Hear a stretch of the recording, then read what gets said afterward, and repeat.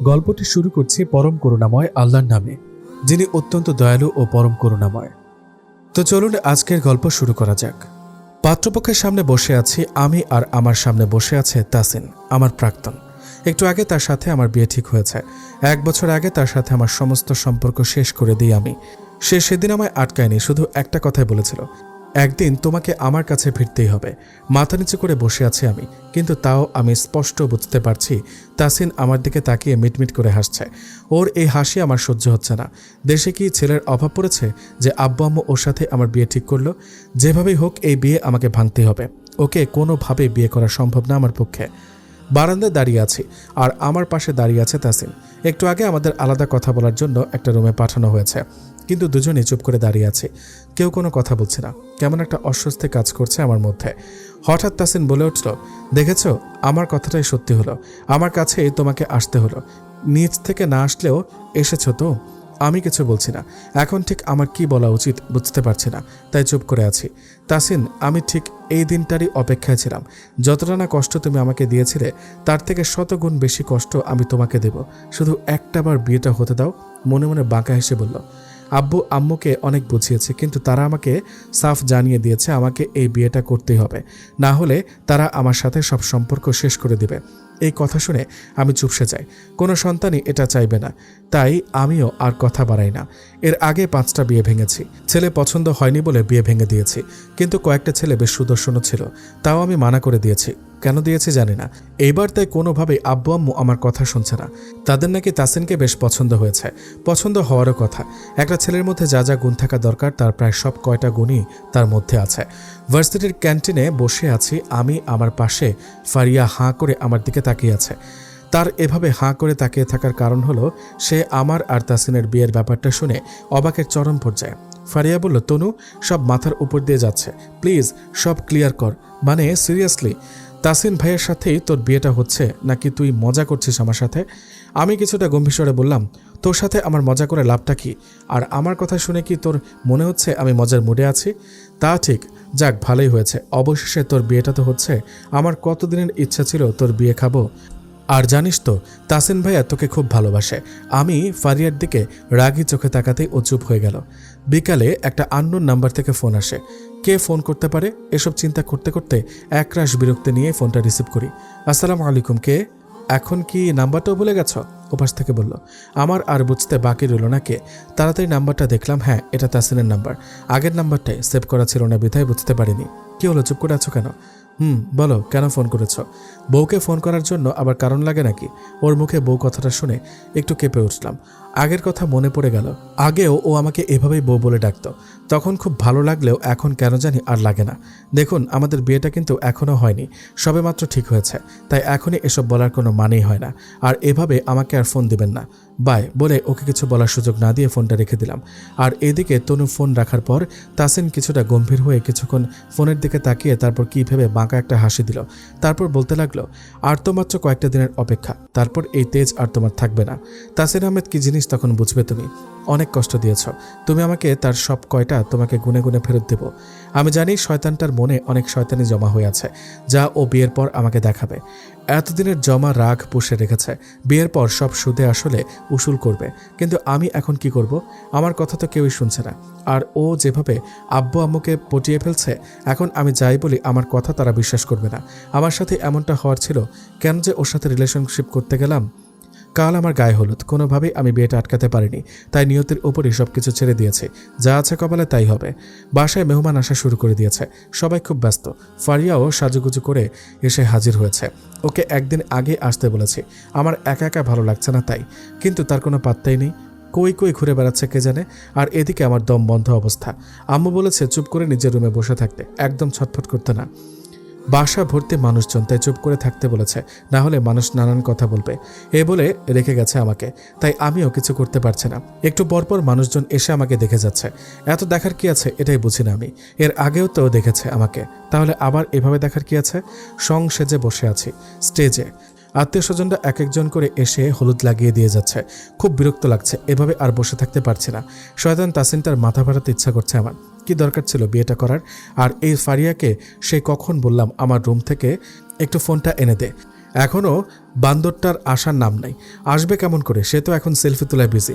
আর বিয়ে বাড়ি বলে কথা, কত ছেলে আছে, তাদের সামনে প্রমাণ করতে হবে তো সে কত বড় একটা বান্দরনি। উফ, আর এসব সহ্য করা যাচ্ছে না। মানুষ যেন শেষই হচ্ছে না। আম্মুটাও যে কোথায় গেল কে জানে। অবশেষে ফারিয়া আমার ফোনটা নিয়ে আসলো। ফোনটা হাতে নিয়ে ওকে কয়েকটা ঝাড়ি দিলাম আর জোরে করে পাশে বসিয়ে রাখলাম। রাত 11টায় অনুষ্ঠান সম্পন্ন হলো। রুমে এসে সব খুলতে শুরু করলাম। পুরাই ফুলের দোকান মনে হচ্ছে নিজেকে। আয়নায় সামনে গিয়ে নিজেকে নিজে দেখে ভয় পেয়ে গেলাম। কেমন ভূতের মতো লাগছে আমাকে। আল্লাহ, এত মেকআপ কেউ দেয়? এর জন্যই পার্লারে সাজতে ইচ্ছা করে না। তা ফারিয়াকে দিয়ে চুলের ক্লিপগুলো খোলাচ্ছি আর আমি মেকআপ তুলছি। বেচারা ঘুমে তাকাতে পারছে না, তাও জোর করে বসিয়ে দিয়েছে। রাত 1টা বেজে গেছে এসব করতে করতে। গভীর রাত, সবাই ঘুমিয়ে পড়েছে। আমার পাশে ফারিয়াও নাক ডেকে ঘুমাচ্ছে। এত ঘুম কই থেকে আসে ওর আল্লাহ জানে। কাল আমার বিয়ে, কই আমার সাথে একটু কথা বলবে, একটু সান্ত্বনা দেবে, তা না, সে নাক ডেকে ঘুমাচ্ছে। কই আমার তো ঘুম আসছে না, আমার তো ঘুম হারাম হয়ে গেছে। কাল কি হবে এসব ভাবতেই ঘুম আমার উড়ে গেছে। না জানি কি অপেক্ষা করছে আমার জন্য। সকালে এক টুকরো রোদ চোখে পড়তেই ঘুমটা ভেঙে যায়। পাশে তাকিয়ে দেখি ফারিয়া এখনও ঘুমাচ্ছে। সত্যি মেয়েটা খুবই ঘুম পাগলা। উঠে বসলাম। আজকে যে আমার বিয়ে, ব্যাপারটা আমি ভুলেই গেছি। বাইরে থেকে চেঁচামেচির আওয়াজ শুনে বাইরে বেরিয়ে আসলাম। দেখলাম সবাই বিয়ের তোড়জোড় করছে। এতক্ষণে আমার হুঁশ ফেরে। মনটা খারাপ হয়ে গেল। সবাইকে ছেড়ে চলে যেতে হবে ভেবে বুকটা কষ্টে ফেটে যাচ্ছে আমার। আম্মুকে দেখে বোঝা যাচ্ছে সে এই মুহূর্তে খুব রেগে আছে, কিন্তু রাগের কারণটা বুঝতে পারছি না। আমি গিয়ে পেছন থেকে আম্মুকে জড়িয়ে ধরলাম। আম্মু এক ঝটকে আমাকে ছাড়িয়ে নিয়ে বলল, ছাড় ছাড়, এখন আর এত ঢং করতে হবে না। কয়টা বাজে দেখেছিস? তোর মাথায় কি কিছুই নেই নাকি? আজ তোর যে বিয়ে, তুই এত বেলা অবধি ঘুমিয়েছিলি? এক্ষুনি যা, ফ্রেশ হয়ে আয়। একটু পর পার্লার থেকে লোক আসবে তোকে সাজাতে। যা তাড়াতাড়ি। এ কি আমার মা নাকি অন্য কেউ? আমি বুঝতে পারছি না। আজকের দিনে এমন ব্যবহার করে কেউ? আম্মু, আজকে তো আমি চলে যাব, তুমি আজকের দিনেও আমাকে রাগারাগি করছো? তো কি করব? যা যা, জ্বালাস না। এমনিতেই অনেক কাজ বাকি, একা হাতে আর কত কাজ করব? বিউটির মানে কাজের মহিলার কোনো খবর নাই। কালকে বলে দিলাম আজকে সকাল সকাল চলে আসতে, এখনও তার আসার নাম নাই। এসব বলতে বলতে আম্মু চলে গেল আর আমি হাঁ করে দাঁড়িয়ে রইলাম। এদের দেখে আমার জন্য কোনো মায়াই নেই, যেন আমি চলে গেলে এরা বাঁচে। ঠিক আছে, চলে যাব, আর আসবো না, তখন বুঝবে। একটু আগে পার্লারের লোকজন এসে আমাকে ভূত সাজিয়ে চলে গেছে। এত করে বললাম কম মেকআপ দিতে, কিন্তু না, তাদের মতে বিয়ের দিনে কোনেকে একটু ভারী মেকআপ দিতে হয়, না হলে বউ বউ মনে হয় না। যত সব এমনভাবে সাজিয়েছে যে আমি নিজেকে নিজেই চিনতে পারছি না। ফারিয়া আজকে শাড়ি পরেছে, ওকে দেখতে খুব মিষ্টি লাগছে। ও এমনিতেই সুন্দর সাজার ফলে আরও সুন্দর লাগছে। আমাকেও নাকি আজ সুন্দর লাগছে সবাই বলছে, কিন্তু আমার তো তেমনটা মনে হচ্ছে না। আমি ভাবছি আমাকে দেখে তাসিন আবার উল্টো দৌড় না দেয়। দিলে অবশ্য মন্দ হবে না, ভালোই হবে, বিয়েটা আর হবে না। রুমে বসে আছি, হঠাৎ বাইরে থেকে সবাই চেঁচিয়ে বলে উঠল, বর এসে গেছে। ওই মুহূর্তে আমার ভেতর কেমন একটা অদ্ভুত অনুভূতি কাজ করতে লাগলো। পাশে ফারিয়া ছিল, ওকে পাঠিয়ে দিলাম তাসিনের একটা ছবি তুলে আনতে। কেন জানি ওকে বর বেশে কেমন লাগছে সেটা খুব দেখতে ইচ্ছা করছে। একটু পর ফারিয়া আসলো, ওর হাত থেকে ফোনটা নিয়ে তাসিনের পিকচারটা দেখতে লাগলাম। বাহ, খুব সুন্দর লাগছে ওকে আজ, মনে হচ্ছে কোনো রাজকুমার। শেরওয়ানিতে বেশ মানিয়েছে ওকে। কেন জানি ওর থেকে আজ চোখ ফেরাতে পারছি না, খালি তাকিয়ে থাকতে ইচ্ছা করছে। ছবিতে এত সুন্দর, না জানি সামনাসামনি কত সুন্দর লাগে। অবশেষে বিয়েটা সম্পন্ন হলো। কিভাবে কি হয়ে গেল কিছুই বুঝতে পারলাম না। কবুল বলার সময় খুব কান্না পাচ্ছিল, বুকটা ফেটে যাচ্ছিল আমার, কিছুতেই মন মানছিল না আমার। জানি না কি কপালে আছে। বিদায়ের সময় আব্বু আম্মুকে জড়িয়ে ধরে খুব কান্না করেছে। এই মানুষগুলো যতই রাগারাগি করুক না কেন, যতই রাগ দেখাক না কেন, আমি জানি তারা ঠিক কতটা ভালোবাসে আমাকে। সব বাবা মায়েরাই তার সন্তানকে খুব ভালোবাসে, কিন্তু আমরা কেউ কেউ তাদের এই ভালোবাসা বুঝি না। আমি কখনো আমার আব্বুকে কান্না করতে দেখিনি, কিন্তু আজ আমি তার চোখে স্পষ্ট পানি দেখেছি। সত্যি সে ছোটবেলা থেকে মানুষ করে বড় করে তুলে যখন মেয়েকে অন্যের ঘরে পাঠাতে হয়, সে কষ্ট কোনো বাবাই সহ্য করতে পারে না। না চাইতেও তার চোখে পানি চলে আসে। আম্মু তো কান্না করতে করতে জ্ঞান হারিয়েছে। সবাই তাকে ঘরে নিয়ে গেছে। এই অবস্থায় আমার আম্মুকে ছেড়ে যেতে ইচ্ছা করছে না, কিন্তু আব্বু জোর করেই আমাকে গাড়িতে তুলে দিল, আর চিন্তা করতে না করলো। তারপর তাসিনের হাত ধরে আব্বু বলল, বাবা, আমার মেয়েটাকে একটু দেখে রেখো, ওকে একটু ভালোবেসে আগলে রেখো। অনেক ভরসা করে ওকে তোমার হাতে তুলে দিয়েছি। ও একটু চঞ্চল স্বভাবের, মাঝে মাঝে একটু দুষ্টুমি করে, তাই শাসন করো, না হলে আবার মাথায় উঠে যাবে। কান্নারত অবস্থায় একটু হেসে বলল, আব্বু, আপনি চিন্তা করবেন না, ও আমার কাছে খুব ভালো থাকবে। কোনো অভিযোগ করার জায়গা রাখবো না আমি। আপনি আমার উপর ভরসা রাখেন আর নিজেদের খেয়াল রাখবেন। আব্বুর মুখে হাসি ফুটে উঠল। সে আজ খুব নিশ্চিন্ত, এমন একজনের হাতে নিজের একমাত্র মেয়েকে তুলে দিতে পেরে। বাসর ঘরে বসে আছি, রুমটা খুব সুন্দর করে সাজানো হয়েছে। সারা রুমে ফুলের গন্ধে মোমো করছে। এমন একটা পরিবেশ যে কারো মন ভালো করার জন্য যথেষ্ট। কিন্তু আমার বুকের ভেতর তোলপাড় শুরু হয়েছে, খুব ভয় কাজ করছে। এই দিনটা নিয়ে সব মেয়েরই একটা স্বপ্ন থাকে, আমারও ছিল। অন্য কারোর সাথে বিয়ে হলে হয়তো এতটা ভয় কাজ করতো না, যতটা না তাসিনকে বিয়ে করে করছে। জানি না শয়তানটা কি পরিকল্পনা করে রেখেছে আজকে রাতের জন্য। অনেকক্ষণ যাবৎ বসে আছে, কিন্তু তাসিনের আসার নাম নেই। সারাদিন যা ধকল গেল, এখন খুব ক্লান্ত লাগছে, একটু ঘুমের প্রয়োজন, কিন্তু ঘুমাতেও পারছে না। অবশেষে সবকিছু সমাপ্তি ঘটিয়ে তাসিন রুমে প্রবেশ করল, আর এইদিকে আমার হৃৎপিণ্ডটা ঢোল বাজানো শুরু করেছে। কি একটা অস্বস্তিকর পরিবেশ। আমি মাথা নিচু করে বসে আছি আর ভাবছি এখন আমার সাথে কি হতে পারে। কিন্তু আমাকে অবাক করে দিয়ে তাসিন আমার পাশে এসে ধপ করে বিছানায় উল্টো দিকে মুখ করে শুয়ে পড়ল। আমি একদম বোকা বনে গেলাম। এটা কি হলো? তাসিন এত শান্ত কেন?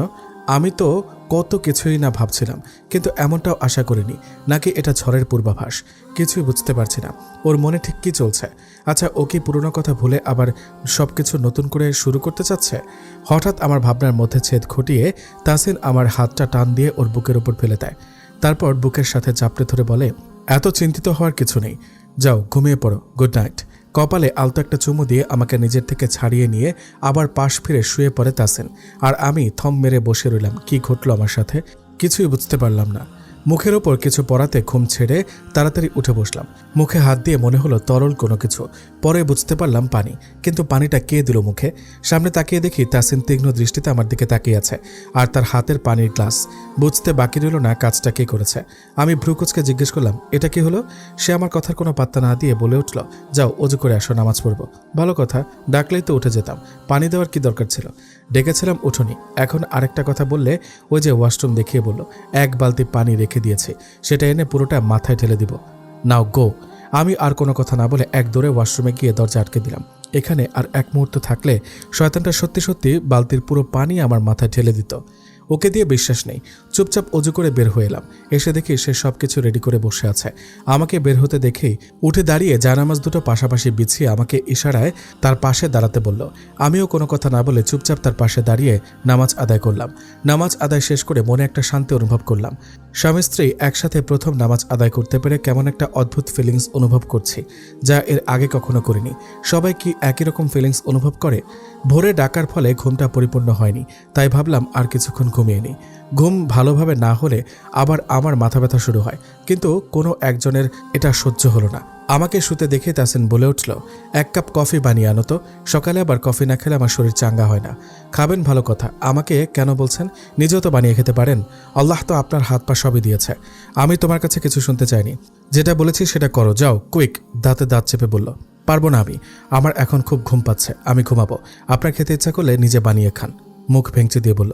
হঠাৎ তাসিন আমার কাছে আসতে আসতে বলল, কি যেন বললে? শুনতে পাইনি, আবার একটু বলো তো। ওকে এভাবে আসতে দেখে এবার আমার হাওয়া সব ফুস হয়ে গেল। ও একদম আমার কাছে এসে বলতে লাগলো, হ্যাঁ বলো, কি যেন বলছিলে? কি পারবে না তুমি? আবার একটু বলো তো।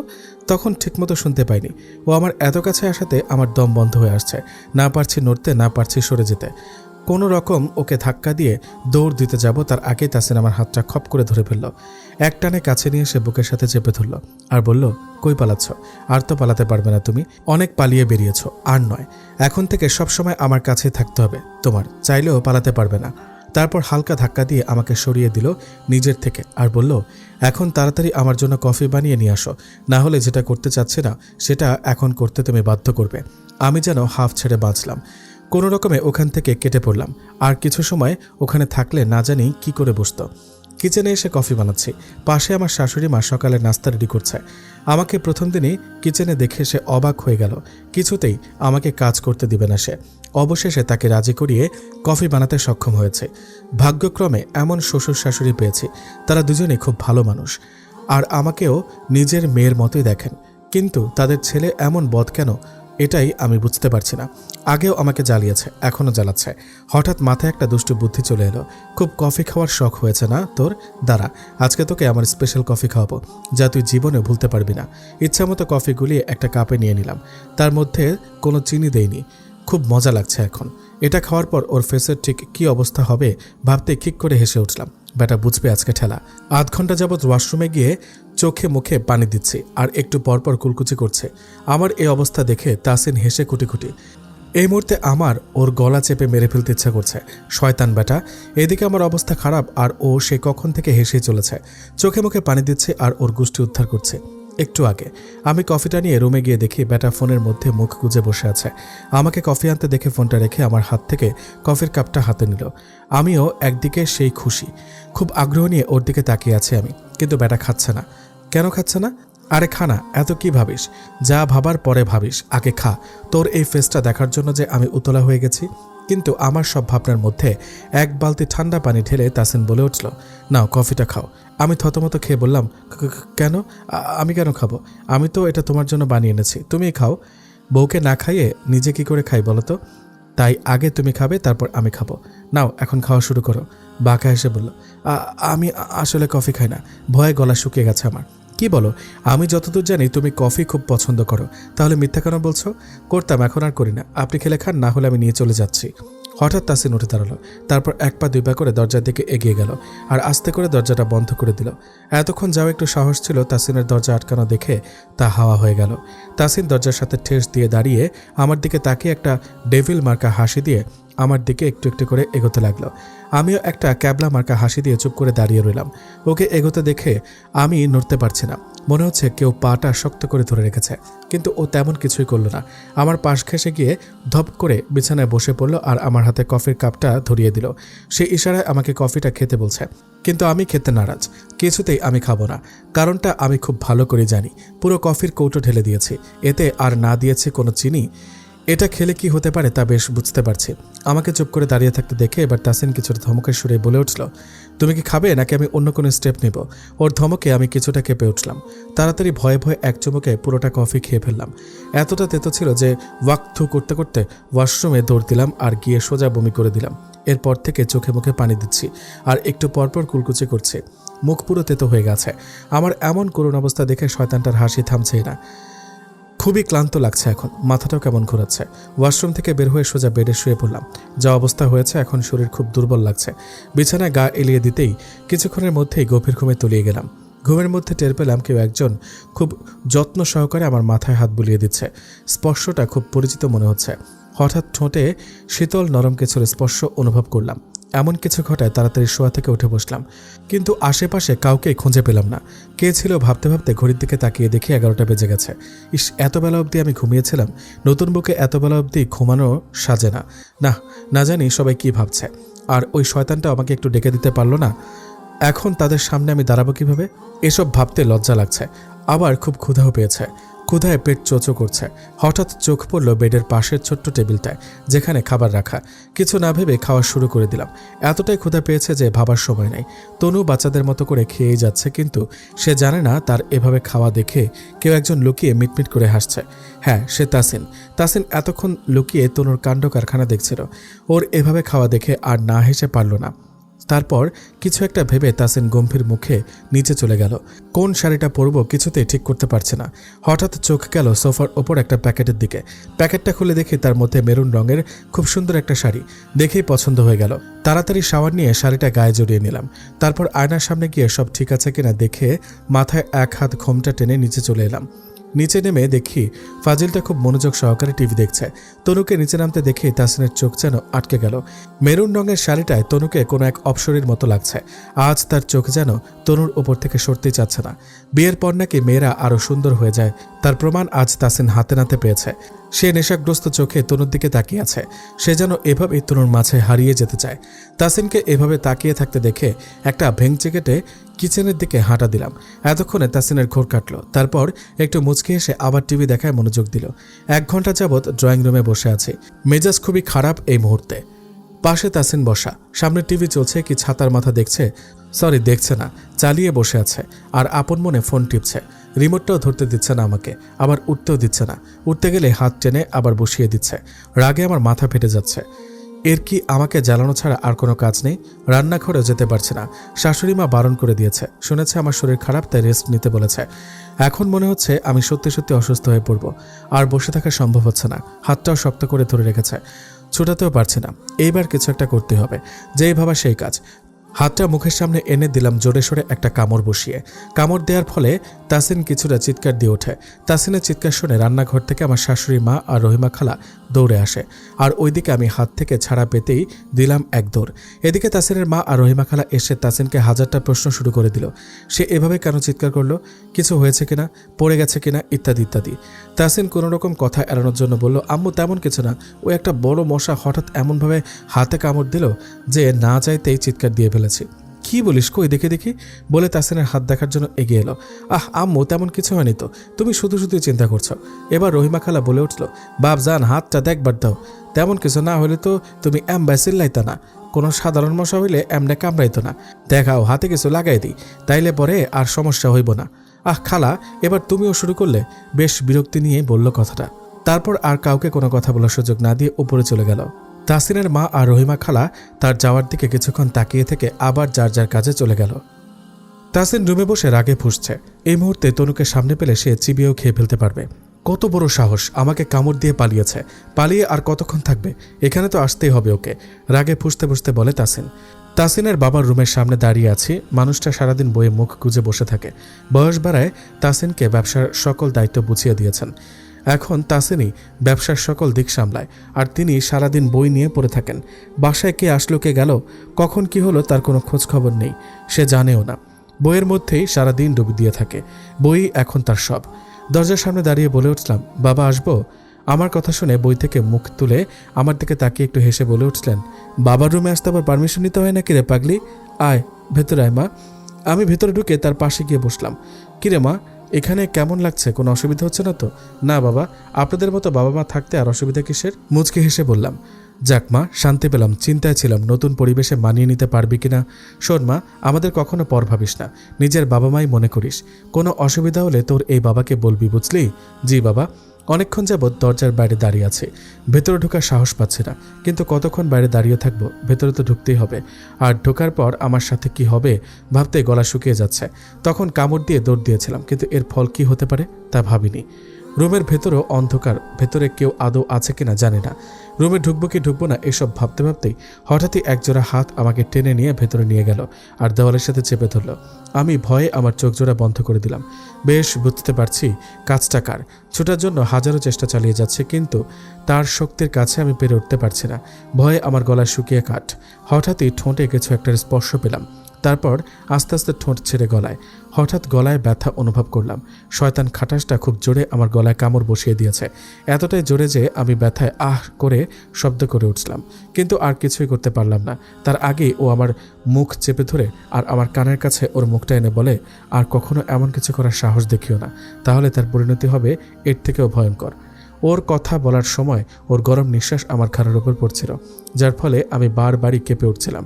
কিন্তু ওর শেষ কথাটা শুনে আমার কাঁপাকাঁপি অফ হয়ে গেল, আমার ছটফটানিও অফ হয়ে গেল। কথাটা বলে ও আমাকে ছেড়ে বাইরে বেরিয়ে গেল, আর আমি বোকাদের মতো দাঁড়িয়ে রইলাম। আয়নার সামনে দাঁড়িয়ে কামড়ের জায়গাটা দেখছি। ইস, একদম রক্ত জমাট বেঁধে গেছে, রাক্ষস একটা। এই মুহূর্তে আমার খুব কান্না পাচ্ছে। কেউ যদি এটা দেখে কি ভাববে? লজ্জায় মাটিতে মিশে যেতে ইচ্ছা করছে। আগের 5টা বিয়ে না ভেঙে যদি তার মধ্য থেকে একটাকে বিয়ে করে নিতাম, তাহলে হয়তো এখন সুখে সংসার করতাম। আমার কপালটাই খারাপ। হঠাৎই ফোনটা বেজে উঠল। ফোনটা হাতে নিয়ে দেখি আম্মু ফোন করেছে। তারপর ফোনটা রিসিভ করে কিছুক্ষণ আম্মুর সাথে কথা বলে ফোনটা রেখে বেলকনির দিকে পা বাড়ালাম। বেলকনিটা খুব সুন্দর, একদম আমার মনের মতো। পাশে একটা দোলনাও আছে। তারপর দোলনায় বসে চারপাশের পরিবেশটা উপভোগ করতে লাগলাম।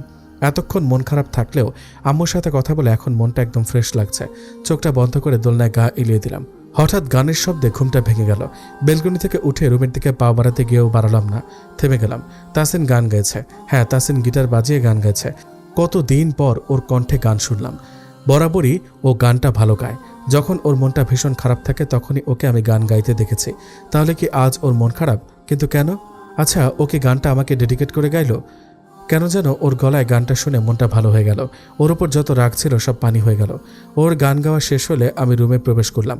আমাকে রুমে প্রবেশ করতে দেখে আমার দিকে এক পলক তাকিয়ে ওয়াশরুমে চলে গেল তাসিন। আমাকে কিছু বলার সুযোগও দিল না। ও কি কখনো আমায় ক্ষমা করবে না? আমাকে কি কখনো আপন করে নেবে না? জানি ওর জায়গায় ও একদম ঠিক আছে, ওর জায়গায় আমি থাকলে আমিও একই কাজ করতাম। তাও যদি আমাকে একটাবার সুযোগ দিত ভেবে মনটা আবার খারাপ হয়ে গেল। আজ অনেক দিন পর ভার্সিটিতে এসেছি। বিয়ের ঝামেলায় আসতে পারিনি এতদিন। বিয়ের 1 সপ্তাহ কেটে গেছে। এর মাঝে বাসায়ও গিয়েছিলাম একবার। একদিন থেকে চলে এসেছি। ভার্সিটি আসা যাওয়া নিয়েও নানা রকম কাহিনী হয়েছে। আমার গুণধর স্বামী আমাকে কিছুতে ভার্সিটিতে আসতে দেবে না। সে চায় আমি বাসায় বসে পড়ব আর পরীক্ষার সময় গিয়ে পরীক্ষা দিয়ে আসবো। কিন্তু আমার শ্বশুরমশাই তাকে সাফ জানিয়ে দিয়েছেন, সে চায় আমি ভার্সিটি আসি, বাসায় বসে বসে বোর হব। তাই তার এই সিদ্ধান্ত নেওয়া। বিষয়টায় আমি বেজায় খুশি। আমিও মনে মনে এটাই চাইছিলাম। তাসিন অবশ্য ব্যাপারটায় একদম খুশি না, কিন্তু বাবার উপর কিছু বলতেও পারেনি। ফারিয়া আমার পাশে মুখ ভুলিয়ে বসে আছে, কারণ আজ তাকে দেখতে আসবে। সে এই মুহূর্তে বিয়ে করতে চায় না। এই মুহূর্তে বললে ভুল হবে, সে আসলে বিয়ে করতে চায় না। তার ধারণা শাশুড়িরা খুব দাজ্জাল হয় আর তারা তাদের ছেলের বউদের উপর খুব অত্যাচার করে। ছোটবেলায় দাজ্জাল শাশুড়ি নামক একটা সিনেমা দেখার পর থেকে সে পণ করেছে সে জীবনে বিয়ে করবে না। বেশ বিরক্ত লাগছে আমার ফারিয়াকে। এতদিন পর ভার্সিটিতে এসেছে, কই একটু গল্প করবে তা না, এসেই নাকা নাকা কান্না শুরু করেছে। একটু রেগে আমি বলে উঠলাম, তুই যদি এই মুহূর্তে তোর এই নাকা কান্না না থামাস তাহলে আমি তোকে ড্রেনের পানিতে চুবাবো। আমার কথা শুনে ফারিয়া চুপ হয়ে গেল, কিন্তু ফেস দেখে বোঝা যাচ্ছে খুব কষ্টে কান্নাটা আটকে রেখেছে। শুক্রবার ছুটির দিন, সবাই বাসায়। সকাল থেকে তাসিনের কোনো পাত্তা নেই, কই আছে কে জানে। এ বাসায় আসার পর আমার সারাদিন শুয়ে বসে কাটাতে হয়। মাঝে মাঝে জোর করে একটু মাকে রান্নার সময় সাহায্য করি, এই যা। রান্নাও ঠিকমতো করতে পারি না, তাই সাহায্য ছাড়া আর বেশি কিছু করতেও পারি না। অনেকক্ষণ ধরে বসে আছি, তাই ভাবলাম একটু নিচে গিয়ে টিভি দেখি। নিচে নামার সময় খেয়াল করলাম ড্রয়িং রুমে একটা ছেলে বসে আছে, সাথে তাসিনও আছে। দুজনেই খুব হেসে হেসে কথা বলছে। পাশ থেকে দেখে ছেলেটাকে কেমন যেন চেনা মনে হলো। হঠাৎই ছেলেটা আমার দিকে ঘুরে তাকালো। এইবার চিনতে পারছি, এই সেই নাটের গুরু যার জন্য আমার আর তাসিনের সম্পর্কটা হয়েছিল। নীরব ভাইয়া, তাসিনের কলেজের বন্ধু বলতে গেলে, কিন্তু একে তো বিয়ের সময় দেখিনি, তখন কই ছিল। আমাকে দেখে নীরব ভাইয়া মুচকে হেসে সালাম দিল, আসসালামু আলাইকুম তনু, তুক্কু, ভাবি, কেমন আছো? আর আমাকে চিনতে পারছো তো? তোরে আবার চিনবো না? তোর জন্যই তো আমার এই অবস্থা, শালা মিচকা শয়তান, মনে মনে বললাম। তারপর একটু হেসে সালামের উত্তর নিলাম, ওয়ালাইকুম আসসালাম, জি ভাইয়া ভালো আছি। আর আপনাকেও ভুলিনি, আপনি কেমন আছেন? জি আমিও আছি ভালো। তোমাদের বিয়ের কথা শুনে আমি খুব খুশি হয়েছিলাম, কিন্তু আসতে পারিনি, কাজে আটকে গিয়েছিলাম। তাই আজকে তোমাদের সাথে দেখা করতে আসলাম আর কি। উদ্ধার করছস, মনে মনে বললাম। জি ভালো করেছেন এসে, আমি খুব খুশি হয়েছি, জোরপূর্বক একটু হেসে বললাম। তারপর আর কিছুক্ষণ কথা বলে আবার উপরে চলে আসলাম। এখানে থাকার থেকে নিজের রুমে চুপচাপ বসে থাকা ভালো। ছাদে দাঁড়িয়ে পুরোনো দিনগুলোর কথা ভাবছি আর একা একাই হাসছি। নীরব ভাইয়া যে কি না, তার বন্ধুর প্রপোজাল নিয়ে আমার পেছে প্রায় 1 মাসের মতো ঘুরঘুর করেছে। কলেজের বাইরে দাঁড়িয়ে থাকা, কলেজ ছুটির পর ফলো করা, বাসার সামনে বাইক নিয়ে দাঁড়িয়ে থাকা, তার এইসব কাণ্ড কারখানায় প্রথমে আমি ভেবেছিলাম সে আমাকে পছন্দ করে, কিন্তু পরে আমার ধারণা ভুল প্রমাণিত হয়। সে তার বন্ধুর হয়ে আমার পিছ ঘুরঘুর করেছে। এও দেখার ছিল। প্রথম ব্যাপারটা বেশ বিরক্ত হলেও পরে বেশ মজাই পেতাম। তার ফেস দেখলে খুবই ভদ্র মনে হয়, চোখে চশমা, গোলগাল ফেস, চেহারার মধ্যে একটা কিউটনেস ভাব আছে। আমিও তাই ভেবেছিলাম, কিন্তু পরে বুঝি ও আসলে একটা মিচকা শয়তান। আমাকে 1 মাস একদম জ্বালিয়ে মেরেছে। শেষমেশ এক প্রকার বাধ্য হয়ে রাজি হয়ে যায়। এসব ভাবনার মধ্যে হঠাৎ রাস্তার দিকে চোখ যায়। ফুচকা দেখে জিভে পানি এসে গেল। দৌড়ে নিচে নামতে যাব, আর তখনই মনে পড়ল আমি তো আর এখন নিজের বাড়ি নেই যে যখন ইচ্ছা হলো ছুটে চলে আসলাম বাইরে। শ্বশুরবাড়িতে বউদের এভাবে হুটহাট বাইরে যাওয়া সাজে না। যতই তারা ভালোবাসুক আমাকে, তাও এভাবে যাওয়া তারা মোটেও পছন্দ করবেন না। তাহলে কিভাবে খাবো? আমার যে খুব ফুচকা খেতে ইচ্ছা করছে। তাসিনকে বলে দেখব যদি ও এনে দেয়। তাসিনকে অনেকক্ষণ ধরে বলে যাচ্ছে, কিন্তু সে কিছুতেই আমার কথা শুনছে না। আমি প্রায় ন্যাকা কান্না জুড়ে দিয়েছি, কিন্তু তাতেও তার মন গলছে না। এবার আমার সত্যি সত্যি কান্না পাচ্ছে। প্লিজ তাসিন, এনে দাও না, আমার খুব খেতে ইচ্ছা করছে, প্লিজ। ও তাসিন প্লিজ, কান্নার ভাব ধরে বললাম। তনু, আমি এখন বিজি আছি, বিরক্ত করো না, যাও। চোখ মুখ শক্ত করে বলল, না আমি যাব না, তুমি আমাকে ফুচকা এনে দাও, না হলে আমি যাব না, প্লিজ। তাসিন হাত ধরে টানতে টানতে বলল। এবার তাসিন বেশি রেগে গেল। তারপর এক ধমক দিয়ে বলে উঠল, স্টপ তনু, দেখছো না আমি একটা কাজ করছি, আর এখনই তোমার খ্যানখ্যানানি শুরু হলো? তুমি এই মুহূর্তে এখান থেকে না গেলে আমার থেকে খারাপ আর কেউ হবে না। ওর কথাগুলো আমার বুকে তীরের মতো বিঁধল। সামান্য একটু ফুচকাই তো খেতে চেয়েছিলাম, তার জন্য আমাকে এভাবে বললো? খুব কষ্ট লাগছে, বুক ফেটে কান্না আসছে, চোখ থেকে 2 ফোঁটা পানিও বেরিয়ে এলো। তারপর দৌড়ে বেলকনিতে চলে গেলাম। এই মুহূর্তে তাসিনকে আমার খুবই নিষ্ঠুর মনে হচ্ছে। সন্ধ্যা হয়ে গেছে, এখনও বেলকনিতে বসে আছি আমি আর চোখের পানি ফেলছি। হঠাৎই তাসিন কোথা থেকে এসে কিছু না বলেই আমাকে কোলে তুলে নিল। আমিও ক্রমাগত ছোটার জন্য চেষ্টা করছি আর নামিয়ে দিতে বলছি কোল থেকে, কিন্তু আমার কোনো কথাই ওর মধ্যে বিন্দুমাত্র পরিবর্তন ঘটল না। ও আমাকে নিয়ে ছাদে চলে আসলো, তারপর নামিয়ে দিল। ওর থেকে ছাড়া পেয়ে চলে যেতে নিব তখনই ও আমার হাতটা চেপে ধরলো। তারপর আমাকে সামনের দিকে ঘুরিয়ে পেছন থেকে জড়িয়ে ধরলো। সামনে তাকিয়ে আমি রীতিমতো অবাক, শুধু অবাক না, অবাকের চরম পর্যায়ে। ছাদটায় হালকা লাইটিং করা, লাইটের আলোতে যা দেখতে পেলাম তাতে মনে হচ্ছে পুরো ফুচকার দোকান আমার সামনে আনা হয়েছে। এত ফুচকা একসাথে দেখে আমার মাথা ঘুরে যাওয়ার উপক্রম। আর কিছু না ভেবে তাড়াতাড়ি ফুচকা নিয়ে খাওয়া শুরু করে দিলাম। আগে থেকে এই ফুচকাগুলো তৈরি করা ছিল, তাই আর কষ্ট করতে হয়নি। টপাটপ একের পর এক মুখে পুরে নিচ্ছি আমি। তাসিনকে একবারও খাওয়ার কথা জিজ্ঞেস করলাম না, নিজে সব খেয়ে যাচ্ছি। ছাদে খোলা আকাশের নিচে বসে ফুচকা খাওয়ার মজাটাই আলাদা। এদিকে তাসিন তনুর দিকে হাঁ করে তাকিয়ে আছে। একটা মানুষ এত ফুচকা কি করে খেতে পারে সেটাই ভাবছে সে। আবার মুচকে মুচকে হাসছে ওর এভাবে খাওয়া দেখে। কেন জানি তোমার উপর রাগ করে থাকতে পারি না আমি তনু। কি মায়ায় জড়ালে গো আমায়। তোমাকে কিছু বললে পরে আমি নিজেই তোমার থেকে বেশি কষ্ট পাই, হয়তো ভালোবাসি বলে। তুমি আমার প্রথম এবং শেষ ভালোবাসা। এর জন্য তোমার উপর যত রাগই থাকুক না কেন, তোমাকে একটু কষ্ট পেতে দেখলেই আমার বুকটা ফেটে যায়। আমি যে তোমায় সবসময় হাসি খুশি দেখতে চাই, কিন্তু আগের কথাগুলো মনে পড়লে আমার সব কিছু এলোমেলো হয়ে যায়। কি দোষ করেছিলাম আমি যে তুমি আমায় ছেড়ে চলে গেলে? কত রাত নির্ঘুমে কাটিয়েছে আমি, তার কোনো হিসাব নেই। তোমায় ছেড়ে থাকতে আমার কতটা কষ্ট হয়েছে তা যদি তুমি বুঝতে। মনে মনে এসব ভাবতেই আপনা আপনি একটা দীর্ঘশ্বাস বেরিয়ে এলো। তাসিন যে আমাকে এভাবে সারপ্রাইজ দেবে তা আমি কখনো ভাবিনি। তাসিন যে এতক্ষণ ধরে আমার দিকে তাকিয়েছিল আমি তা খেয়ালই করিনি। ফুচকার সামনে দেখে গপাগপ করে খেয়েছি, আশেপাশে কিছুই খেয়াল করিনি। ও যে আমার খাওয়া দেখে এতক্ষণ হাসছিল তা বেশ বুঝতে পারছি, কিন্তু এখন আর রাগ লাগছে না, বরং ভালোই লাগছে। তারপর আমি হঠাৎই টুপ করে ওর গালে একটা টাইট কিস দিয়ে আর এক মুহূর্ত না দাঁড়িয়ে দৌড়ে চলে এলাম। কেন জানি খুব লজ্জা লাগছে, তাই ওর সামনে আর দাঁড়িয়ে থাকতে পারলাম না। আর বেচারা তাসিন তনুর এমন একটা কাজে ভ্যাবাচাকা খেয়ে গেল। এটার জন্য সে মোটেও প্রস্তুত ছিল না। সে বোকার মতো গালে হাত দিয়ে দাঁড়িয়ে রইল। রাতে সবাই একসাথে ডিনার করছি। তাসিন আমার মুখোমুখি বসে আছে। ভাবলাম ওর সাথে একটু মজা করলে কেমন হয়। তারপর টেবিলের নিচ থেকে পা দিয়ে তাসিনের পায়ে স্লাইড করতে লাগলাম, কিন্তু এতে তাসিনের মধ্যে বিন্দুমাত্র পরিবর্তন লক্ষ্য করলাম না। ও ওর মতো খেয়েই চলেছে, ব্যাপার কি? এদিকে আমার শাশুড়ি মা কেমন যেন একটু করে উঠছে একটু পরপর। যাক বাবা, যারে পা দিয়ে শ্বশুরি দিচ্ছি সে নড়ে না চড়ে না, আর এদিকে আমার শাশুড়ি মা তখন থেকে এমন একটা করে চলেছে। ব্যাপারটা নিয়ে আর বেশি মাথা ঘামালাম না। তাসিনের ওপর ভীষণ রাগ লাগছে। ও একটাবার আমার দিকে ফিরেও তাকাচ্ছে না। এবার কিছুটা রাগ নিয়ে ওর পায়ে ভীষণ জোরে একটা পাড়া দিয়ে বসলাম। আর হঠাৎই আমার শাশুড়ি মা লাফিয়ে উঠলেন আহ করে শব্দ করে।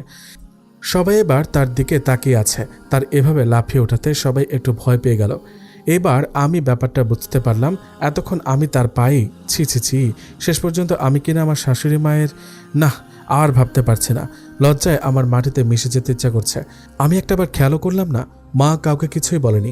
হয়তো সেও এই ব্যাপারটায় বেশ লজ্জা পেয়েছে, তাই আর মুখ খুলেননি। মশা কামড়েছে বলে বিষয়টা এড়িয়ে গেছেন। বাবা কথাটা বিশ্বাস করলেও তাসিনের মুখ দেখে মনে হলো সে একদমই বিশ্বাস করেনি।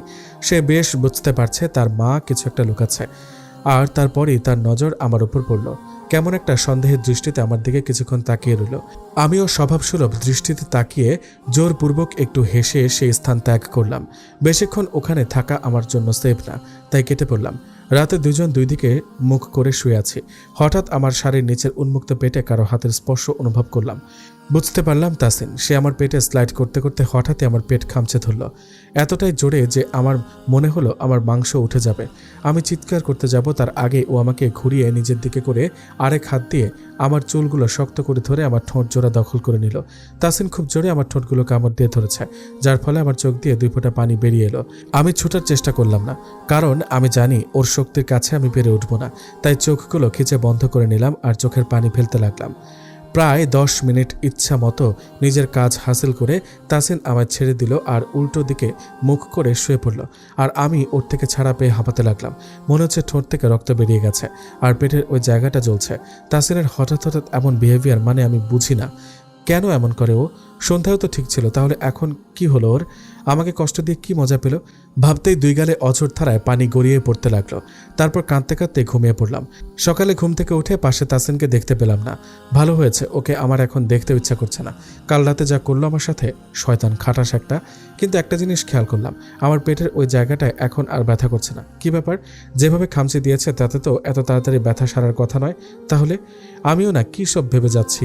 ব্যথা সারলেই তো ভালো, আমার এত গবেষণা করে লাভ কি? তারপর উঠে ওয়াশরুমে চলে গেলাম। ওয়াশরুমের আয়নার সামনে দাঁড়িয়ে ঠোঁটে হাত বুলাচ্ছি। জায়গাটায় রক্ত জমাট বেঁধে আছে। কুত্তা বিলাই হারামি, তোরে যতটা খারাপ ভাবছিলাম তুই তার থেকেও 1000 গুণে বেশি খারাপ। আজকে আর এই অবস্থায় ভার্সিটিতে যাওয়া যাবে না। সবাই আমাকে দেখলে একদম নির্ঘাত হাসাহাসি করবে। শুয়ে শুয়ে ফোন টিপছে। অনেকদিন পর অনলাইনে আসলাম। এই কয়েকদিন আসার টাইম পাইনি, তাই অনেক মেসেজ নোটিফিকেশন জমা হয়ে রয়েছে। মেসেজ চেক করতে গিয়ে কিছু মেসেজ দেখে বেশ হাসি পাচ্ছে। আমি এতদিন অফলাইনে থাকায় কিছু মানুষ আমার বিরহে কাতর হয়ে গেছে। এখন যদি এরা জানতে পারে আমার বিয়ে হয়ে গেছে, তাহলে এদের কি হবে ভেবেই হাসি পাচ্ছে। হঠাৎ মনে হলো আমার ফোনটা হাওয়ায় ভাসছে। ভাসতে ভাসতে হঠাৎ চুপ করে ফ্লোরে পড়ে দ্বিখণ্ডিত হয়ে গেল। আমি বোকার মতো হা হয়ে আমার ফোনের দিকে তাকিয়ে আছি। কি হলো কিছুই বুঝতে পারছি না। তারপর ভালোভাবে খেয়াল করে দেখি আমার সামনে তাসিন রক্তচক্ষু নিয়ে দাঁড়িয়ে আছে। মনে হচ্ছে আমাকে এখনই পানি ছাড়াই গিলে খাবে। কিন্তু ও এখন কোথা থেকে আসলো? ওর তো এখন অফিসে থাকার কথা। ওকে এভাবে দেখে শুকনো গলায় একটা ঢোক গিললাম। তাসিন রাগে ফুসতে ফুসতে চোখ মুখ শক্ত করে বলে উঠল, নির্লজ্জ মেয়ে, বিয়ে হয়ে গেছে অথচ এখনও পরপুরুষের সাথে ফুর্তি করা কমে না তোর। ওর এরূপ কথা শুনে আমি থমকে গেলাম। আমি তো কিছুই করিনি, জাস্ট মেসেজগুলোই দেখছিলাম। তার জন্য তাসিন আমাকে এভাবে বলল? মনটা খুব খারাপ। তাসিন তখন যা নয় তাই বলে আমাকে অপমান করেছে। ওর থেকে এমনটা আমি মোটেও এক্সপেক্ট করিনি। আমার ফোনটাও ভেঙে দিয়েছে। কোনো কিছু না শুনেই আমাকে এতগুলো কথা শুনিয়ে গেল। ওর মাথাটা একটুতেই গরম হয়ে যায়, এটাই সমস্যা। সেই যে আমার উপর রাগ করে বাইরে গিয়েছে, এখনও আসার নাম নেই তার। চিন্তা হচ্ছে খুব, কই গেল ও? রাত 11টা বেজে গেছে। এতক্ষণ তো ও বাইরে থাকে না। যতই রাগ থাকুক, ওর উপর কিন্তু সবার আগে ও আমার স্বামী। আর স্বামী যখন এত রাত অবধি বাইরে থাকে, তখন যে কোনো স্ত্রীর চিন্তা হওয়ার কথা। ফোনও তো করতে পারছে না। একটা চিন্তা নিয়েই নিচে নেমে এলাম। বাবা মা এতক্ষণ জেগেছিল। একটু আগে তাদের জোর করে ঘুমোতে পাঠিয়েছি। তাদের এই বয়সে এত চিন্তা করা উচিত না, তাই তাদের বুঝিয়ে সুঝিয়ে পাঠিয়ে দিয়েছি। দরজার সামনে দাঁড়িয়ে পায়চারি করছি। এক মুহূর্ত স্থির হয়ে বসে থাকতে পারছি না আমি। শেষমেশ কোনো উপায় না পেয়ে রহিমা খালাকে ডেকে তুললাম। সেও শুয়ে পড়েছিল। সারাদিন কাজ করে এখন একটু বিশ্রাম নিবে, তাও হলো না আমার জন্য। তার কাছ থেকে ফোনটা ধার চেয়ে তাসিনকে ফোন দিলাম, কিন্তু ওর ফোন অফ।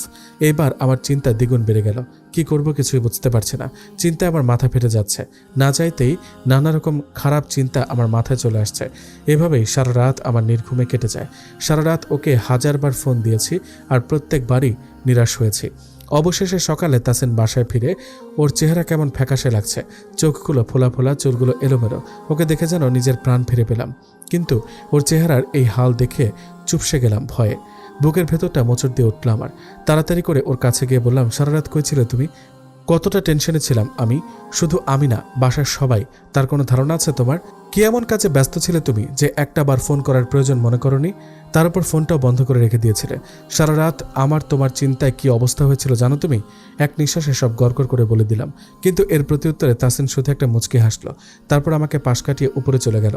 আমি যে এত কিছু জিজ্ঞেস করলাম তার উত্তর দেওয়ার প্রয়োজনটুকু মনে করলো না। আমি শুধু ওর যাওয়ার দিকে হাঁ করে তাকিয়ে রইলাম। শাওয়ার নিয়ে বের হয়ে শাড়ি পরছিলাম, কিন্তু কিছুতেই শাড়ির কুচি ঠিক করতে পারছি না। আজকে যেন শাড়িটাও আমার অবাধ্য হয়ে গেছে। এমনি সময় তো এমনটা হয় না, তবে আজ কেন হচ্ছে? শেষমেশ অনেকক্ষণ চেষ্টা করে কুচিটা ঠিক করতে পারলাম। তারপর যেই কুচিটা শাড়িতে গুছতে যাব, আর অমনি তাসিন কোথা থেকে হুট করে এসে টুপ করে আমার কুচিটা ধরে এলোমেলো করে আবার বাইরে চলে গেল। আমি পুরো বোকা বনে গেলাম ওর কাজে। ওর কাজকর্মে আমি দিন দিন অবাকের শীর্ষে পৌঁছে যাচ্ছি। কিন্তু আজকে আমি আর রাগ কিছুতেই কন্ট্রোল করতে পারছি না। রাগে আমার নিজের না, ওর মাথার চুল ছিঁড়ে ফেলতে ইচ্ছা করছে। এত কষ্ট করে আমি কুচিটা ঠিক করলাম, আর ও এসে তা এক নিমিষে লন্ডভন্ড করে দিয়ে চলে গেল। আজকে সবার জন্য নুডলস বানাচ্ছি। এই জিনিসটাই একটু রান্না করতে পারি আমি। এর আগে বাসায়ও কয়েকবার রান্না করেছি, সবাই ভালো বলেছে। তাসিনকেও একবার রান্না করে খাইয়েছিলাম যখন ওর সাথে রিলেশন ছিল। ওই দিন সে খুব খুশি হয়েছিল আর অনেক প্রশংসা করেছিল। আজকে সে সব কথা মনে পড়ে যাচ্ছে। সেদিন খেয়ে খুশি হলেও আজকে আর সেই সুযোগ আমি রাখবো না। রাগটা এখনও মাথায় ভর করে আছে। ওকে উচিত শিক্ষা না দেওয়া পর্যন্ত আবার শান্তি হবে না। রান্না শেষ করে সবার জন্য বাটিতে করে বেড়ে নিয়ে গেলাম। বাবা মা খেয়ে আমার অনেক প্রশংসা করলেন। তাসিন এখনও নুডলসটা মুখে তুলেনি। সে তার ফোনে মুখ গুজে আছে। তাকে এভাবে না খেয়ে ফোন টিপতে দেখে বাবা কিছুটা বিরক্ত হয়ে বলে উঠলেন, কী ব্যাপার তাসনিম, তুমি খাচ্ছ না কেন? বৌমা কত কষ্ট করে আমাদের জন্য নুডলস রান্না করে এনেছে, আর তুমি সেটা না খেয়ে ফোনে মুখ গুজে আছো। এখনই ফোনটা রাখো বলছি। ফোন নিয়ে বসে থাকার সময় অনেক পাবে, এখন খাও আর বলো কেমন হয়েছে। বৌমা কত আগ্রহ নিয়ে দাঁড়িয়ে আছে, দেখতে পাচ্ছ না? তারপর তাসিন বাবার কথায় একরাশ বিরক্ত মাখা মুখ নিয়ে আমার দিকে তাকিয়ে ফোনটা রেখে নুডলসের বাটিটা নিয়ে খাওয়া শুরু করলো। খাওয়ার কিছুক্ষণ পর লক্ষ্য করলাম ওর চোখ মুখ কেমন লাল টমেটোর মতো হয়ে যাচ্ছে। ও খাওয়া ছেড়ে কিছুক্ষণ বসে রইল। ওকে বসে থাকতে দেখে বাবা বললেন, কী ব্যাপার, খাচ্ছ না কেন? খেতে ভালো হয়নি? না বাবা, ভালো হয়েছে, অনেক মজা হয়েছে, জোরপূর্বক হেসে বলল। তাহলে বসে আছো কেন? খাও। হ্যাঁ খাচ্ছি তো, এই যে খাচ্ছি।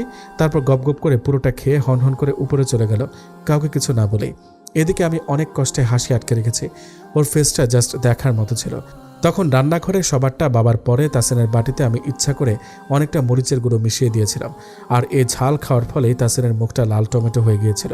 উপরে এসে তাসিন ঝালে পাগলের মতো করছে। এত ঝাল খেয়ে তার অবস্থা কাহিল।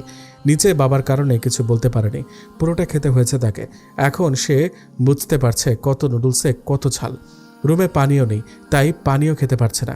কি করবে কিছুই বুঝতে পারছে না। আর সহ্য করতে না পেরে নিজের চুল শক্ত করে চেপে ধরে মাথা নিচু করে বসে পড়ল। হঠাৎ তার সামনে একটা পানির বোতল দেখতে পেল। তারপর আর কিছু না ভেবে পানির বোতলটা নিয়ে ঢকঢক করে পুরোটা পানি খেয়ে ফেলল।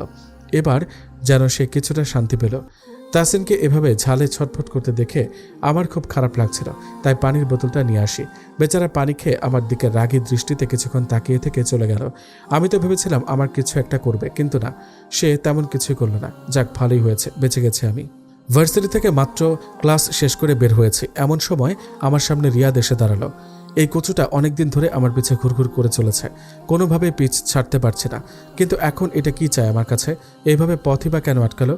ফারিয়াকেও দেখতে পাচ্ছি না, কই আছে কে জানে, ও থাকলেও তো ভালো হতো। তারপর রিয়াদ বলে উঠল, তনু, তোমার সাথে আমার কিছু কথা আছে, কিন্তু আমার তো নাই। এখন সামনে থেকে সরুন। বিরক্ত হয়ে বললাম, প্লিজ তনু, আমি বেশিক্ষণ টাইম নিব না, জাস্ট কিছু কথা বলবো, প্লিজ। কি বলবেন বলুন? এখানে না, চল একটা রেস্টুরেন্টে বসি, প্লিজ, না করো না প্লিজ। এমনভাবে অনুরোধ করলো যে আমি না করতে পারলাম না, রাজি হয়ে গেলাম। ভার্সিটির পাশের একটা রেস্টুরেন্টে গিয়ে দুজন মুখোমুখি বসে আছি, দুজনই চুপ, কোনো কথা বলছি না। তারপর রিয়াদি বলে উঠল, তনু, আমি তোমাকে খুব ভালোবাসতাম, কিন্তু তুমি আমার ভালোবাসা বুঝলে না, বিয়ে করে ফেললে। তোমার বিয়ের কথা শুনে আমি প্রথমে বিশ্বাস করিনি, পরে জানতে পারি সত্যিই তোমার বিয়ে হয়ে গেছে। বিশ্বাস করো, খুব কষ্ট পেয়েছিলাম এই কথা শুনে। 2 দিন ঘরবন্দিও ছিলাম আমি। তারপর নিজেকে সামনে নিয়েছি। নিয়তি যা ছিল তাই হয়েছে। তুমি আমার ছিলে না, তাই তুমি আজ অন্য কারো। যাই হোক, তোমার হয়তো এসব শুনে বিরক্ত লাগছে, তাই আর কিছু বলতে চাচ্ছি না। যার জন্য এখানে আসা সেটাই বলি। আসলে আমি এখান থেকে চলে যাচ্ছি অস্ট্রেলিয়া, তাই শেষবারের মতো তোমার সাথে দেখা করতে আসলাম। আমি রিয়াদের কথা শুনে কি বলবো বুঝতে পারছি না। আজ ওর জন্য আমার সত্যি খারাপ লাগছে। রিয়াদ আবার বলে উঠল, চুপ করে আছো কেন তনু? কিছু তো বলো। আচ্ছা বাদ দাও, বলো কি খাবে? আমি কিছু খাবো না, প্লিজ তনু, আমাকে বন্ধু ভেবে আজকের দিন অন্তত কিছু অর্ডার করো, আমার ভালো লাগবে। চলে যাওয়ার আগে এইটুকু ইচ্ছা অন্তত রাখো। আমি পড়ে গেলাম মহাবিপদে, কি জ্বালায় পড়লাম। এখন যদি কেউ আমাকে এর হাত থেকে বাঁচিয়ে নিয়ে যেত। রিয়াদের জোরাজুরিতে শেষমেশ কফি অর্ডার করলাম। তারপর কফিতে যেই চুমুক দেব, তখনই কেউ একজন ঝড়ের গতিতে এসে আমার হাত শক্ত করে চেপে ধরে আবার ঝড়ের গতিতে আমাকে নিয়ে চলে গেল। ব্যাপারটা এতটাই দ্রুত হয়ে গেছে যে না পারলাম আমি বুঝতে, না পারল রিয়াদ। সে এখনও হাঁ করে বসে আছে, ঠিক কি হলো তা বোঝার চেষ্টা করছে হয়তো। তাসিন চোখ মুখ শক্ত করে আমার সামনে বসে আছে, আর আমি তার অপর পাশে বসে আছি। তখন তাসিন আমাকে টেনে নিয়ে এসেছিল। সেখান থেকে টেনে এনে আর একটা রেস্টুরেন্টে ঢুকে এক গাদা খাবার অর্ডার করে ও আমার সাথে কোনো কথা বলছে না, কিন্তু ওর ফেস দেখে বোঝা যাচ্ছে এই মুহূর্তে ও খুব রেগে আছে। তাই আমিও কিছু বলছি না। কিছু বলতে গেলে দেখা গেল উল্টো ফেসে গেলাম। কিন্তু এত খাবার ও কেন অর্ডার করলো? অবশেষে নীরবতা ভেদ করে তাসিন বলে উঠল, শুরু করো। আমি কিছুটা অবাক হয়ে জিজ্ঞেস করলাম, কি শুরু করব? খাওয়া শুরু করো, এখানে যা যা খাবার আছে সব খাবে, এবার শুরু করো। মানে কি বলছেন আপনি? আমি একা এসব খাবার খাবো? হ্যাঁ তুমি। এক কথা আমার বারবার বলা পছন্দ না, তাই আর কথা না বাড়িয়ে শুরু করো। খুব শখ না তোমার ছেলেদের সাথে রেস্টুরেন্টে গিয়ে খাওয়ার? নাও, আজকে তোমার সেই ইচ্ছাটা আমি পূরণ করে দিচ্ছি। আজকে এইসব খাবার খাবে, তারপর এখান থেকে উঠবে। তার আগে না, ভয়ে আমার গলায় শুকিয়ে গেছে। তারপরেও শুকনো গলায় বারবার ঢোক গিলছি আমি। দেখুন, আমি তো আর কিছু বলতে পারলাম না। তার আগেই তাসিন আমাকে এক ধমকে থামিয়ে দিল আর চুপচাপ খেতে বলল। ওর রাগী চেহারা দেখে আর কিছু বলতে পারলাম না। এক প্রকার বাধ্য হয়ে খাওয়া শুরু করলাম। বিছানায় একবার শুচ্ছি তো একবার উঠে বসছি, কোনোভাবেই স্থির থাকতে পারছে না। এত খাবার একসাথে খেলে যে কারো অবস্থায় এমন হবে, মনে হচ্ছে আমি আজকেই মরে যাব। গলা অবধি গিলিয়েছে আজকে, পেট আমার ফেটে যাওয়ার উপক্রম। কিন্তু আমি একটা জিনিস কিছুতেই বুঝতে পারছি না, তাসিন কিভাবে জানলো আমি রিয়াদের সাথে ওই রেস্টুরেন্টে ছিলাম? ওর তো জানার কথাও না, তাহলে কিভাবে জানলো? উফ, আর কিছুই ভাবতে পারছি না আমি। আমার দম কেমন যেন আপ ডাউন করছে। হঠাৎই আমার ফোনটা বেজে উঠল। ফারিয়া ফোন করেছে। একরাশ বিরক্ত নিয়েই ফোনটা রিসিভ করলাম। ওই, ফোন দিছিস কেন? কিরে, তুই এভাবে কথা বলছিস কেন? কি হয়েছে তোর? তোর কোনো কথা না থাকলে ফোন রাখ, ফালতু পেঁচাল পাড়ার টাইম নাই। আরে তুই রেগে যাচ্ছিস কেন? আচ্ছা শোন, ভাইয়া কি তোকে কিছু বলেছে নাকি? কোন ব্যাপারে কি বলবে? আরে আজকে আমি যখন ভার্সিটি থেকে বাসায় ফিরছিলাম তখন ভাইয়ার সাথে দেখা হয়েছিল। সে তোকে খুঁজছিল। আর তার একটু আগেই তো তুই ওই রিয়াদের সাথে ভার্সিটির পাশের রেস্টুরেন্টে ঢুকে গেলি। কতবার ডাকলাম শুনলিও না। ভাইয়াকে খুঁজতে দেখে আমিও বলে দিয়েছি তুই ওইখানে গেছিস। ভাইয়াকে দেখে মনে হলো সে এই কথা শুনে বেশি রেগে গেছে। তারপর আর কিছু না বলে হন হন করে চলে গেল। তা ভাইয়া কি তোকে কিছু বলেছিল নাকি? এইবার ব্যাপারটা আমার কাছে একদম পরিষ্কার হলো। তার মানে যেই সুতা ধরে আমি এতক্ষণ টানছিলাম, এই হলো সেই সুতার আল। খুব রাগ হচ্ছে আমার, এত রাগ হচ্ছে যে যা আমি প্রকাশ করতে পারবো না। ফারিয়াকে এই মুহূর্তে আমার সামনে পেলে কি করতাম তা আমি নিজেও জানি না। তারপর রেগে চিৎকার করে বললাম, ওই শোন, তুই 2 দিন আমার সামনে আসবি না। এর মধ্যে যদি তোরে আমার সামনে দেখি তাহলে তোরে আমি কি করব জানি না কি করব, বাট খুব খারাপ কিছু করব। আর হ্যাঁ, ফোনও দিবি না, বাই বলে ফোনটা রেখে দিলাম। এদিকে বেচারি ফারিয়া তনুর কথার আগা মাথা কিছুই বুঝল না, কিন্তু এটা বুঝতে পেরেছে সে কিছু একটা ভুল করে ফেলেছে, যার জন্য তনু রেগে আছে তার উপর।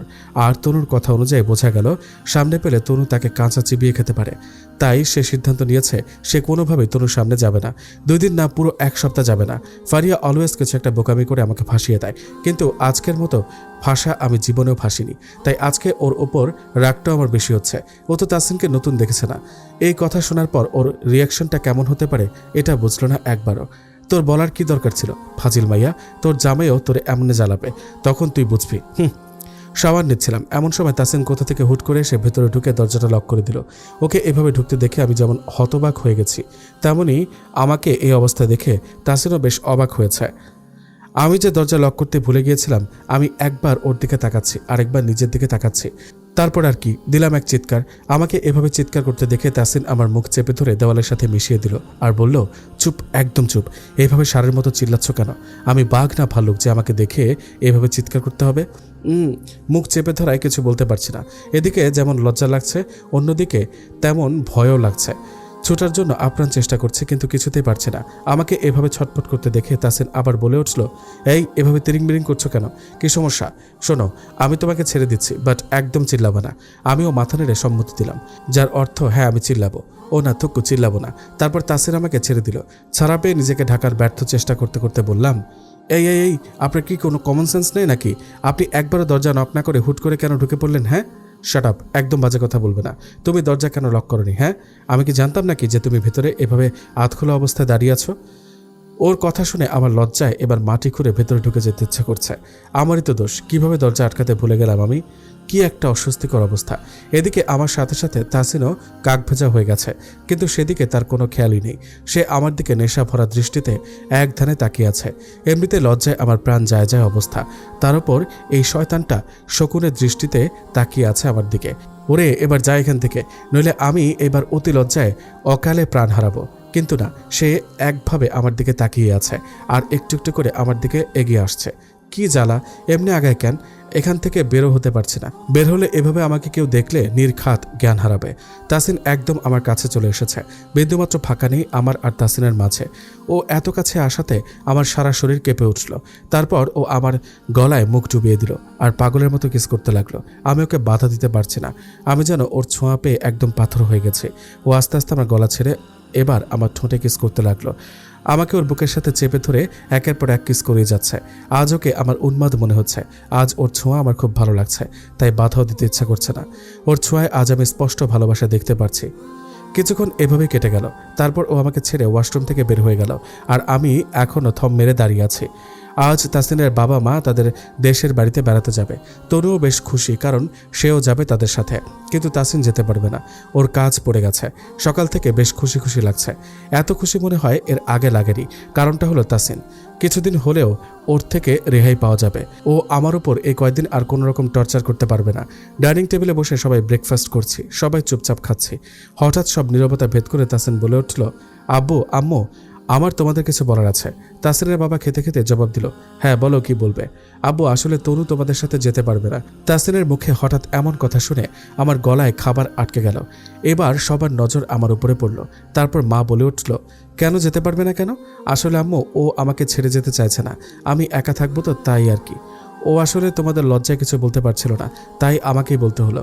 এবার বাবা মা দুজনেই হেসে দিল, আর আমি বোকার মতো বসে রইলাম। তারপর বাবা বলল, এই ব্যাপার তাহলে?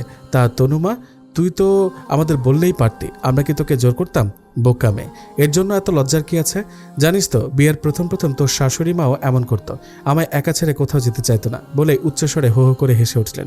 আমার শাশুড়ি মা মনে হয় এই কথা একটু লজ্জাই পেয়েছেন। বাবা মা চলে গেছেন। তাদের যাওয়ার কিছুক্ষণ পর তাসিন রহিমা খালাকেও তার বাড়ি পাঠিয়ে দিয়েছে। যতদিন বাবা মা না আসবে ততদিন তার ছুটি। সেও খুশি মনে চলে গেছে। এবার সারা বাড়িতে শুধু আমি আর তাসিন। আমার খুব কান্না পাচ্ছে। ও ইচ্ছা করে সব করেছে। বিছানায় বসে বই পড়ছিলাম, এমন সময় তাসিন আমার সামনে এক গাদা জামা কাপড় এনে রাখলো। আমি অবাক হয়ে জিজ্ঞেস করলাম, এত জামা কাপড় এখানে কেন রাখলেন? এগুলো দিয়ে কি হবে? ধোয়া হবে। জামাগুলো ময়লা হয়ে গেছে, যাও এগুলো ধুয়ে দাও। কি? আমি? হ্যাঁ, এত অবাক হওয়ার কি আছে? মানে আপনি পাগল? এতগুলো জামা আমি একা কিভাবে ধোবো? আর তার থেকে বড় কথা, জামাগুলো সবই পরিষ্কার, এখানে তো আমি কোনো ময়লা দেখতে পাচ্ছি না। তারপর তাসিন কিছু না বলেই পাউডার আর তেল এনে জামাগুলোর ওপর ঢেলে দিল। তারপর একটু বাঁকা হেসে বলল, লুক তনু, এবার জামাগুলো ময়লা হয়ে গেছে, এখন তো আর কিছু বলতে পারবে না, সো যাও ধুয়ে ফেলো। পুরো জামার গুষ্টি আমাকে ধরিয়ে দিয়ে তাসিন আরামে বসে বসে ফোন টিপছে, আর এদিকে আমি জামা ধুতে গিয়ে নিজেকে ধুয়ে ফেলেছি। তাসিনের রাগ এখন আমি ওর জামা কাপড়ের ওপর দেখাচ্ছি, ইচ্ছামতো আঁচড়াচ্ছি তো একবার পানির ভেতর চুবাচ্ছি। জামাগুলোকে তাসিন কল্পনা করে এইসব করছি আমি, আর ইচ্ছামতো তাসিনকে মনে মনে বকাঝকা করছি। অবশেষে অনেক কষ্টে জামা কাপড়গুলো ধোয়া সম্পন্ন করে ছাদে চলে গেলাম। এদিকে তাসিন এতক্ষণ আর চোখে তনুর কাণ্ড কারখানার সব দেখছিল আর মিটমিটি হাসছিল। ওর বেশ লাগছিল তনুকে এভাবে রাগি রাগি ফেসে দেখতে। ওকে জ্বালাতে ওর কেন জানি খুব ভালো লাগে। ছাদে জামাগুলো নাড়া শেষ করে আসতে নিব, তখনই কেউ পেছন থেকে জড়িয়ে ধরে আমার খোলা চুলে মুখ ডুবিয়ে দিল।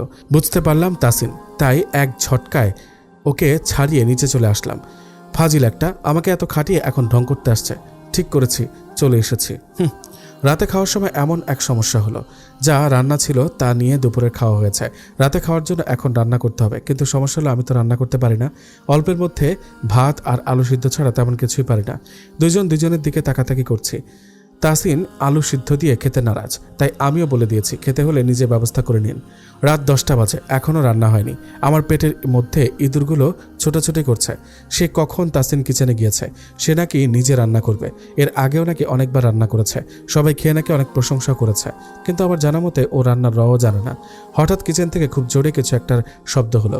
শব্দ শুনে আমি তাড়াতাড়ি কিচেনে গেলাম। গিয়ে দেখি অবাক, কিচেনের সব কিছু এলোমেলো। নিচে একটা বাটি পড়ে আছে আর তাসিন কিচেনের এক কিনারে চুপ করে বসে আছে। তারপর আমি বলে উঠলাম, কি করেছেন এগুলা? কিচেনের এই হাল কেন? আর দেখে তো মনে হচ্ছে এখনও রান্না শুরুই করেননি। তনু, এগুলো আমার দ্বারা সম্ভব না, ইম্পসিবল।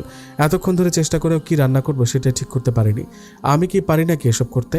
তাহলে আপনি যে তখন বললেন আপনি রান্না পারেন, এর আগেও রান্না করেছেন, ওগুলো তো এমনি বলেছি। ক্যাবলা মার্কা হাসি দিয়ে বলল, মেজাজটাই এমন খারাপ হয়ে যাচ্ছে না আমার, না পারলে বলে দে মিথ্যা কেন বললি? কিন্তু এখন কি খাবো? দুজন দুজনের মুখের দিকে তাকিয়ে আছে। রাত 12টা। শেষমেশ কোনো উপায় না দেখে ভাত আর আলু সিদ্ধ রান্না করে এখন খেতে হচ্ছে। আমার অবশ্য তেমন কোনো অসুবিধা হচ্ছে না, আমি বেশ তৃপ্তি করে খাচ্ছি, কিন্তু তাসিনের বেশ কষ্ট হচ্ছে খেতে। বারবার গলায় খাবার আটকে যাচ্ছে। ভাতের থেকে পানি বেশি খাচ্ছে ও। ওর অবস্থা দেখে আমার হাসি পাচ্ছে। সামান্য আলু সিদ্ধ দিয়ে ভাত খেতে পারছে না।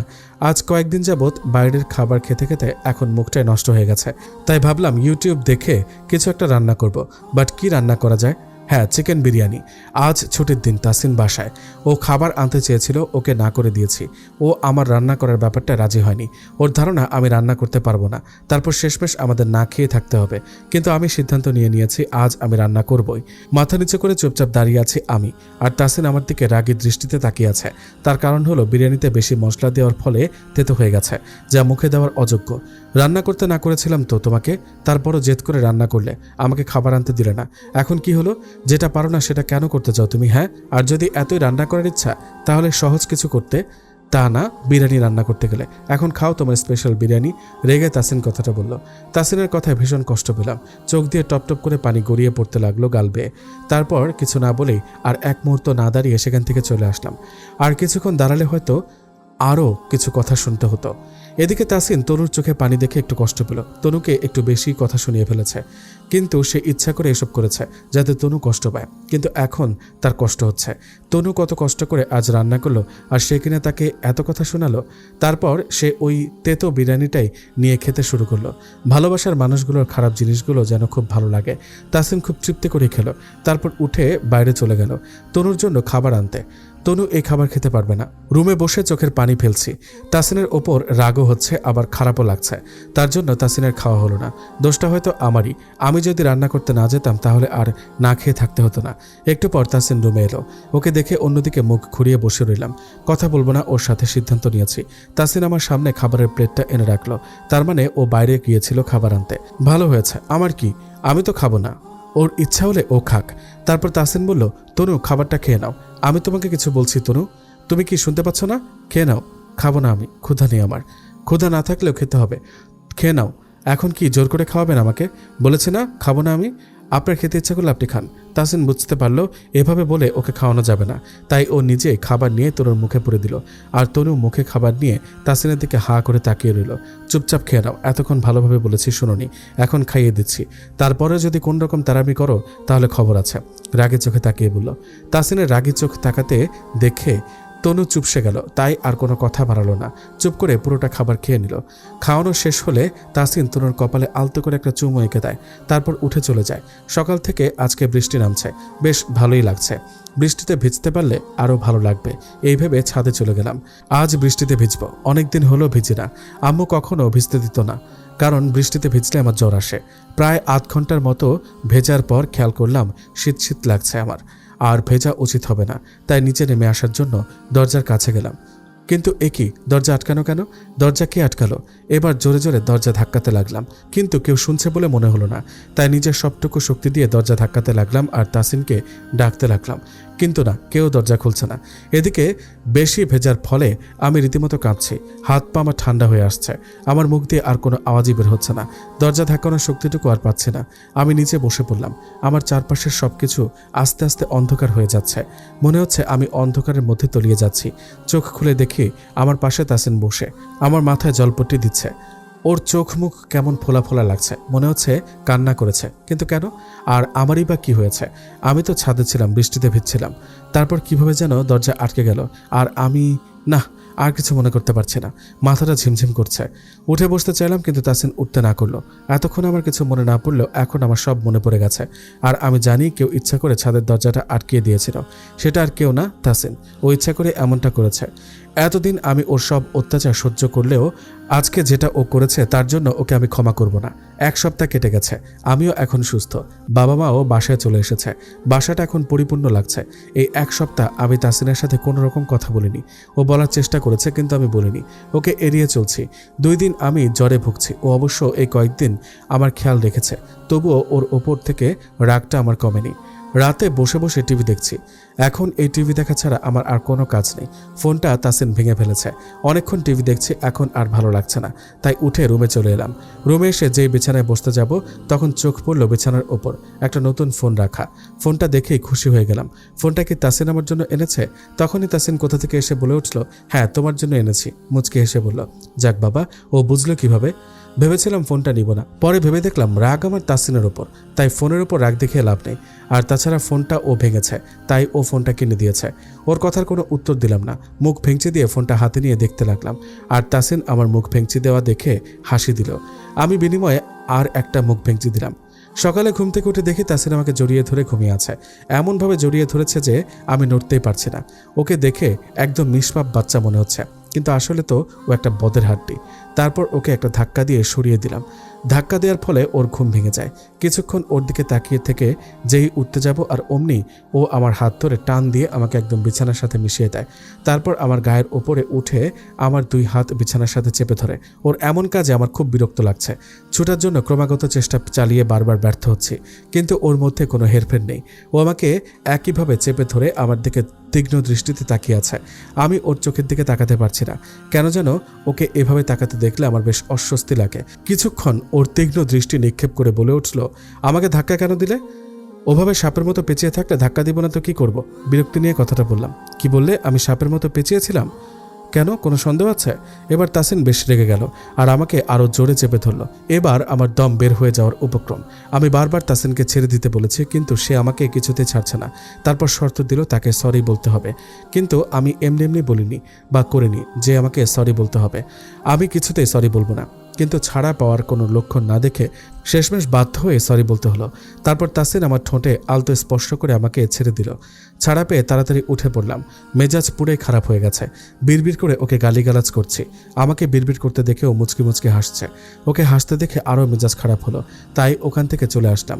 মা একটা কফির কাপ ধরিয়ে দিয়ে বলল তাসিনকে দিয়ে আসতে। আমিও চুপচাপ বাথরুমের মতো কফিটা নিয়ে রুমে চলে এলাম। রুমে তাসিনকে দেখতে পেলাম না। ওয়াশরুম থেকে পানির শব্দ শোনা যাচ্ছে, মনে হয় শাওয়ার নিচ্ছে। তাই কফিটা বেডসাইড টেবিলটায় রেখে বসে রইলাম। হঠাৎ দরজা খোলার শব্দে পেছনে ঘুরে তাকালাম। তাসিন খালি গায়ে ওয়াশরুম থেকে বেরিয়ে এলো। ওকে দেখে আমার চোখ উল্টে যাওয়ার উপক্রম। এভাবে উন্মুক্ত শরীরে ওকে কখনো দেখিনি আমি। তাই নির্লজ্জের মতো হা করে তাকিয়ে রইলাম ওর দিকে। ও ওর চুল মুছতে মুছতে আমার দিকে তাকিয়ে ভ্রু কুচকে জিজ্ঞেস করলো, এভাবে হা করে কি দেখছো? ওর কথায় ঘোর কাটলো আমার। হায় রে, আমি এত নির্লজ্জ কবে থেকে হলাম? ছি ছি, কি ভাবলো তাসিন? একটা মেয়ে হয়ে এভাবে দেখছিলাম ওকে। তাসিন আমার সামনে একটা তুড়ি বাজিয়ে বলে, কি ব্যাপার বলো তো? এতক্ষণ তো আমাকে চোখ দিয়ে গিলে খাচ্ছিলে, আর এখন আবার কি বিড়বিড় করছো? ওর কথা শুনে এবার বেশ লজ্জা পেলাম। তাড়াতাড়ি সেখান থেকে চলে আসলাম। এই মুহূর্তে আর লজ্জার মুখোমুখি হতে চাচ্ছি না আমি। আজ কয়েকদিন যাবৎ খেয়াল করেছি তাসিন ফোনে লুকিয়ে লুকিয়ে কারোর সাথে কথা বলে। আমাকে সামনে দেখলেই সেখান থেকে চলে যায়। ব্যাপারটা আমার বেশ সন্দেহ হচ্ছে। ও আবার পরকীয়া করছে না তো? যদি তাই হয় তাহলে ওর খবর আছে। রাতে শুয়ে আছি, তাসিন আমার পাশে। হঠাৎ ওর ফোন বেজে ওঠায় ও ফোনটা নিয়ে বেলকনিতে চলে যায়। ওকে এভাবে যেতে দেখে একটু খটকা লাগে, তাই আমিও ওর পিছু পিছু যাই। আর গিয়ে যা শুনি তার জন্য আমি প্রস্তুত ছিলাম না। তাসিন কারোর সাথে জান জান বলে কথা বলছে। জান, তুমি এত রাত পর্যন্ত জেগে থাকো কেন?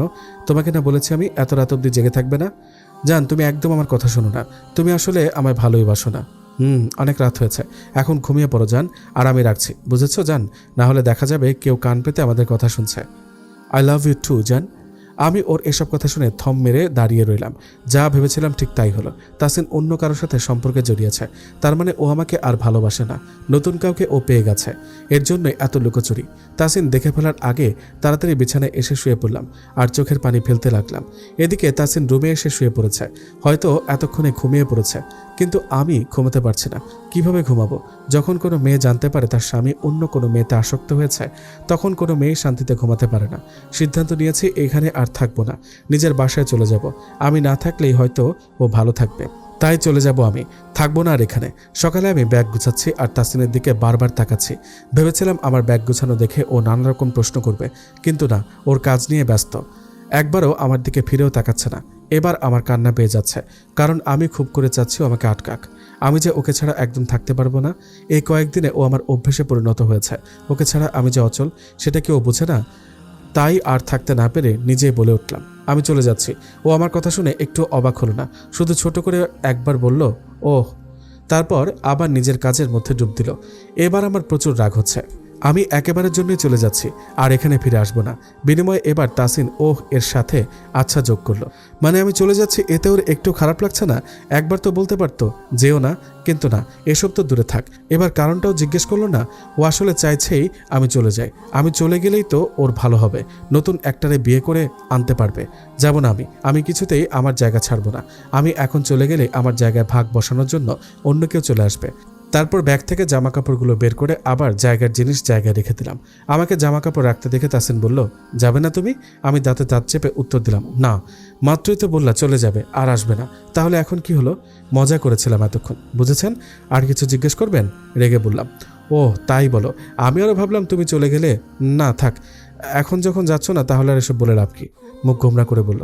ওর কথায় আমার রাগ আরও বাড়ছে। কি বলো, আমি চলে গেলে কি করতে তুমি বলো? চিৎকার করে বললাম।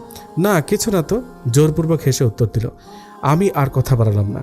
ওর সাথে আর কিছুক্ষণ কথা বললে আমার রাগটা দ্বিগুণ বেড়ে যেত, তাই সেখান থেকে চলে আসলাম। ভার্সিটিতে এসে অনেকক্ষণ যাবৎ ফারিয়াকে খুঁজছি, কিন্তু কোথাও ফাজিলটাকে দেখতে পাচ্ছি না। কই থাকে কে জানে। শেষমেশ খুঁজে না পেয়ে ক্যান্টিনের দিকে হাঁটা দিলাম। ক্যান্টিনে বসে আছি, হঠাৎ ফারিয়া খুব দ্রুত দৌড়ে এসে আমার পাশে ধপ করে বসে পড়ল আর হাঁপাতে লাগলো। ওকে এভাবে দেখে জিজ্ঞেস করলাম, কিরে তোর আবার কবে থেকে হাঁপানি রোগ শুরু হলো? ও আমার দিকে তাকিয়ে বলল, আমার কথা শুনলে এবার তোর হাঁপানি শুরু হয়ে যাবে। ওর কথা বুঝতে না পেরে জিজ্ঞেস করলাম, কেন, কি এমন বলবি যা শুনলে আমার হাঁপানি শুরু হবে? তারপর ফারিয়া সোজা হয়ে বসলো, বলল, আমি একটু আগে দেখলাম ভাইয়া গাড়িতে করে একটা মেয়ের সাথে যাচ্ছে। যতটুকু দেখতে পেয়েছি তাতে মনে হলো দুজনের মধ্যে কিছু একটা আছে। ফারিয়ার কথা শুনে আমি বাকরুদ্ধ হয়ে গেছি। মনে হচ্ছে তাসিন আমার অবর্তমানে এসব করে বেড়াচ্ছে। তার মানে সত্যি ও অন্য কারোর সাথে সম্পর্কে জড়িয়েছে, একসাথে ঘুরেও বেড়াচ্ছে। আচ্ছা, ফারিয়া তো ভুলও দেখতে পারে, এমনও তো হতে পারে ওইটা অন্য কেউ ছিল।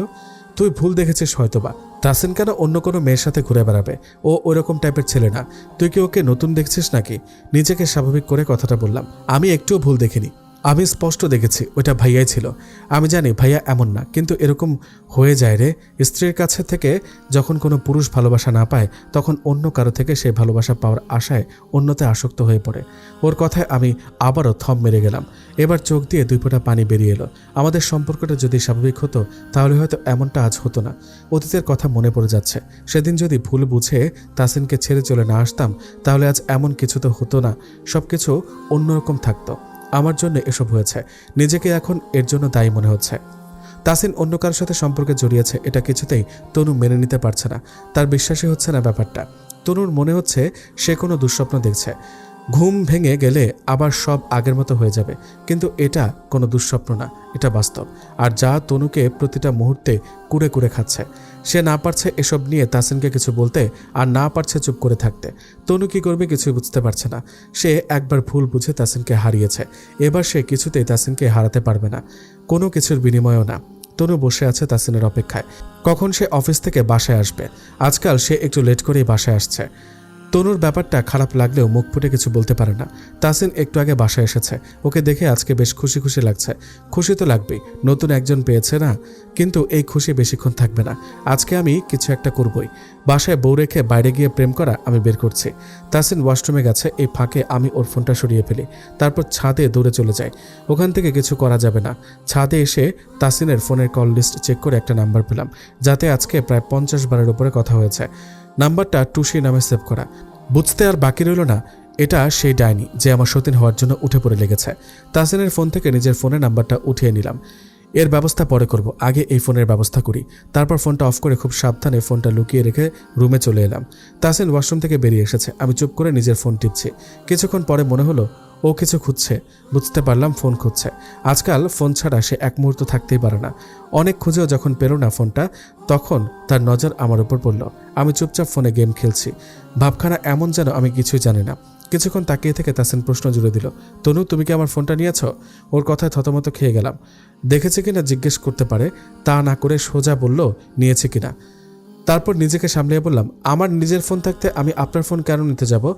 আর যদি নেয়ারই হতো অবশ্যই আপনাকে বলে নিতাম। ডাহা মিথ্যা কথা বলে দিলাম। তুমি ছাড়া তো এই রুমে আর কেউ নেই, তাই সন্দেহটা তোমার দিকে যাচ্ছে। তীক্ষ্ণ চোখে তাকিয়ে বলল। ওকে এভাবে তাকাতে দেখে আমার কথা জড়িয়ে গেল। শুনুন, আমি আপনার ফোন নিইনি। আপনি তো ভালো মতো খুঁজে দেখুন, আশেপাশে হয়তো বা আছে। আমার কথা ওর বিশ্বাস হলো বলে মনে হলো না, তাই সেখান থেকে চলে আসলাম। নিচে এসে রহিমা খালার সাথে টেবিলে খাবার সাজাতে ব্যস্ত হয়ে পড়লাম। ফোনটা হাতে নিয়ে দাঁড়িয়ে আছি। নাম্বারটায় ফোন দিব কিনা সেটাই ভাবছি। কেমন একটা সংকোচ বোধ হচ্ছে, কিন্তু ফোন আমাকে দিতেই হবে। আমার পাশে ফারিয়া দাঁড়িয়ে আছে আর আমাকে গভীরভাবে পর্যবেক্ষণ করছে। তার আমাকে এভাবে পর্যবেক্ষণ করার কারণটা জানা নেই। আজকাল ফারিয়াকে নিয়ে আমার মনে হাজারো সন্দেহ ঘুরপাক খাচ্ছে। তার যথেষ্ট কারণ আছে, যে কিনা কয়েকদিন আগ পর্যন্ত আমার কাছে তাসিনের হাজারো প্রশংসা করেছে। বলেছে তাসিন আমাকে অনেক অনেক ভালোবাসে, আমি ছাড়া ওর জীবনে আর কোনো অস্তিত্বই নেই। সে কিনা এখন আমাকে তাসিনের বিরুদ্ধে রীতিমতো উস্কিয়ে দিচ্ছে। এর কারণটা অবশ্য আমার জানা নেই। হয়তো তার মত বদলে গেছে তাসিনকে নিয়ে, নয়তো অন্য কোনো ব্যাপার আছে।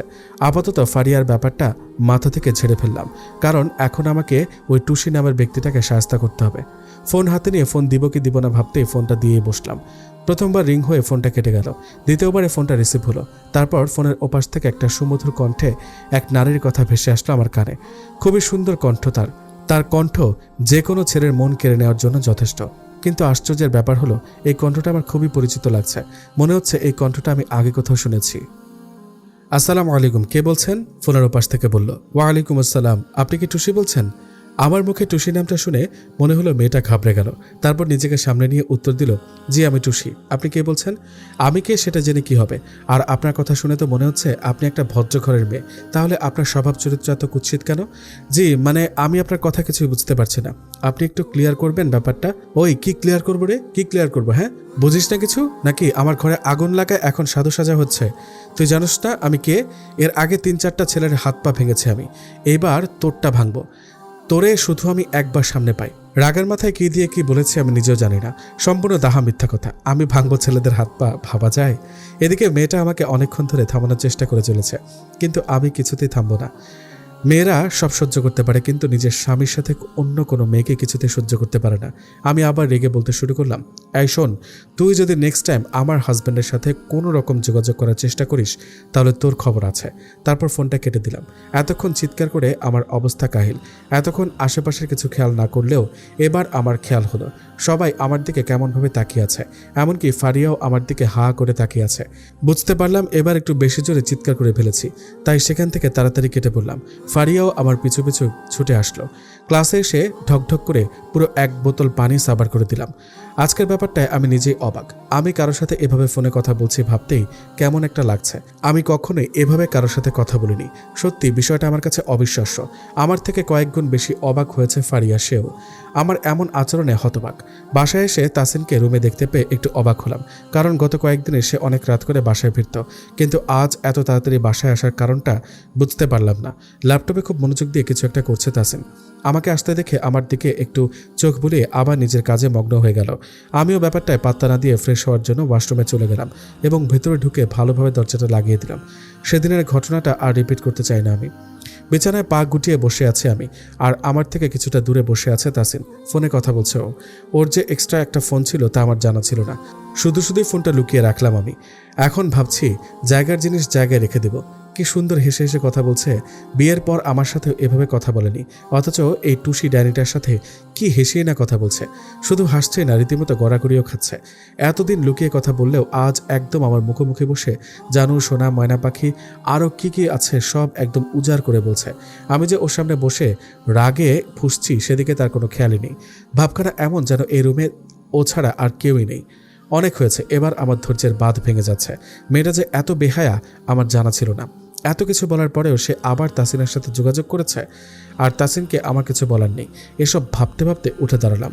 তারপর তাসিনের সামনাসামনি দাঁড়িয়ে ফোনটা ওর হাত থেকে কেড়ে নিয়ে দিলাম এক আছাড়ে ফোনটা ছিন্ন ভিন্ন হয়ে একাকার, এক এক খণ্ড এক এক দিকে ছিটকে পড়ল। তাসিন আমার কার্যকলাপে অবাক চোখে কিছুক্ষণ তাকিয়ে থেকে কিছু বলতে যাবে, তখনই ওর কোলে বসে ওর ঠোঁট জোড়া নিজের ঠোঁটের দখলে নিয়ে নিলাম। তাসিন এবার অবাকের চরম পর্যায়ে অবস্থান করছে। তার চোখগুলো রসগোল্লার মতো বড় বড় হয়ে গেছে। সেদিকে আমার কোনো খেয়াল নেই। আমি আমার মতো কিছুক্ষণ কিস করে শেষে ওর ঠোঁটে একটা কামড় বসিয়ে দিই। যত রাগ ছিল এই কামড় দেওয়ার ফলে তার নিমেষেই পানি হয়ে গেল। আমার কামড়ে তাসিন আস্তে আহ করে একটু শব্দ করে উঠল। তারপর ওকে ছেড়ে দিয়ে হনহন করতে করতে সেখান থেকে চলে আসলাম। ওখানে থাকা এখন আর আমার উচিত হবে না। এতক্ষণ লজ্জা না পেলেও এবার নিজের কাছেই নিজেই লজ্জা পাচ্ছি। রাগের বসে কাজটা করে ফেলেছি, তাই তাড়াতাড়ি সেখান থেকে চলে আসলাম। তাসিন তনুর এমন কাণ্ডে থম মেরে বসে রইল। সে বিশ্বাস করতে পারছে না তনু এমনটা করেছে। তার কাছে ব্যাপারটা স্বপ্নের মতো লাগছে। তনু মুখ ফুলিয়ে চুপ করে বসে আছে, আর তার এখানে এক মুহূর্ত থাকতে ইচ্ছা করছে না। কেনই বা করবে? তাসিনের যে তার প্রতি কোনো খেয়ালই নেই। সে যে অন্য মেয়েতে আসক্ত হয়েছে। তনুর মতে দুনিয়ার যত খারাপ কিছু আছে সব তার কপালে জুটে। তনু বসে বসে এসব ভাবছিল। তার ভাবনার মধ্যে তাসিন হুট করে এসে সব ভাবনার সমাপ্তি ঘটিয়ে তনুর কোল জোড়া দখল করে নিল।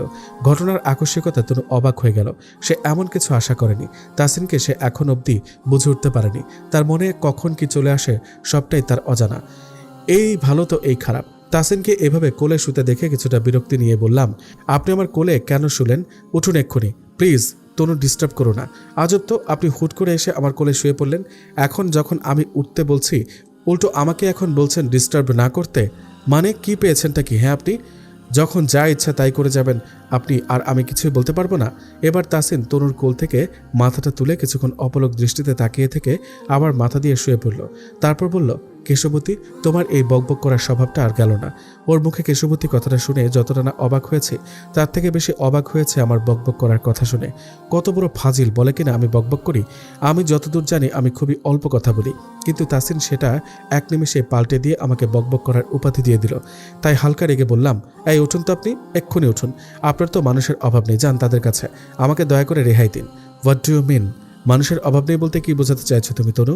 কিছু না, আপনি উঠুন তো, বিরক্ত লাগছে আমার।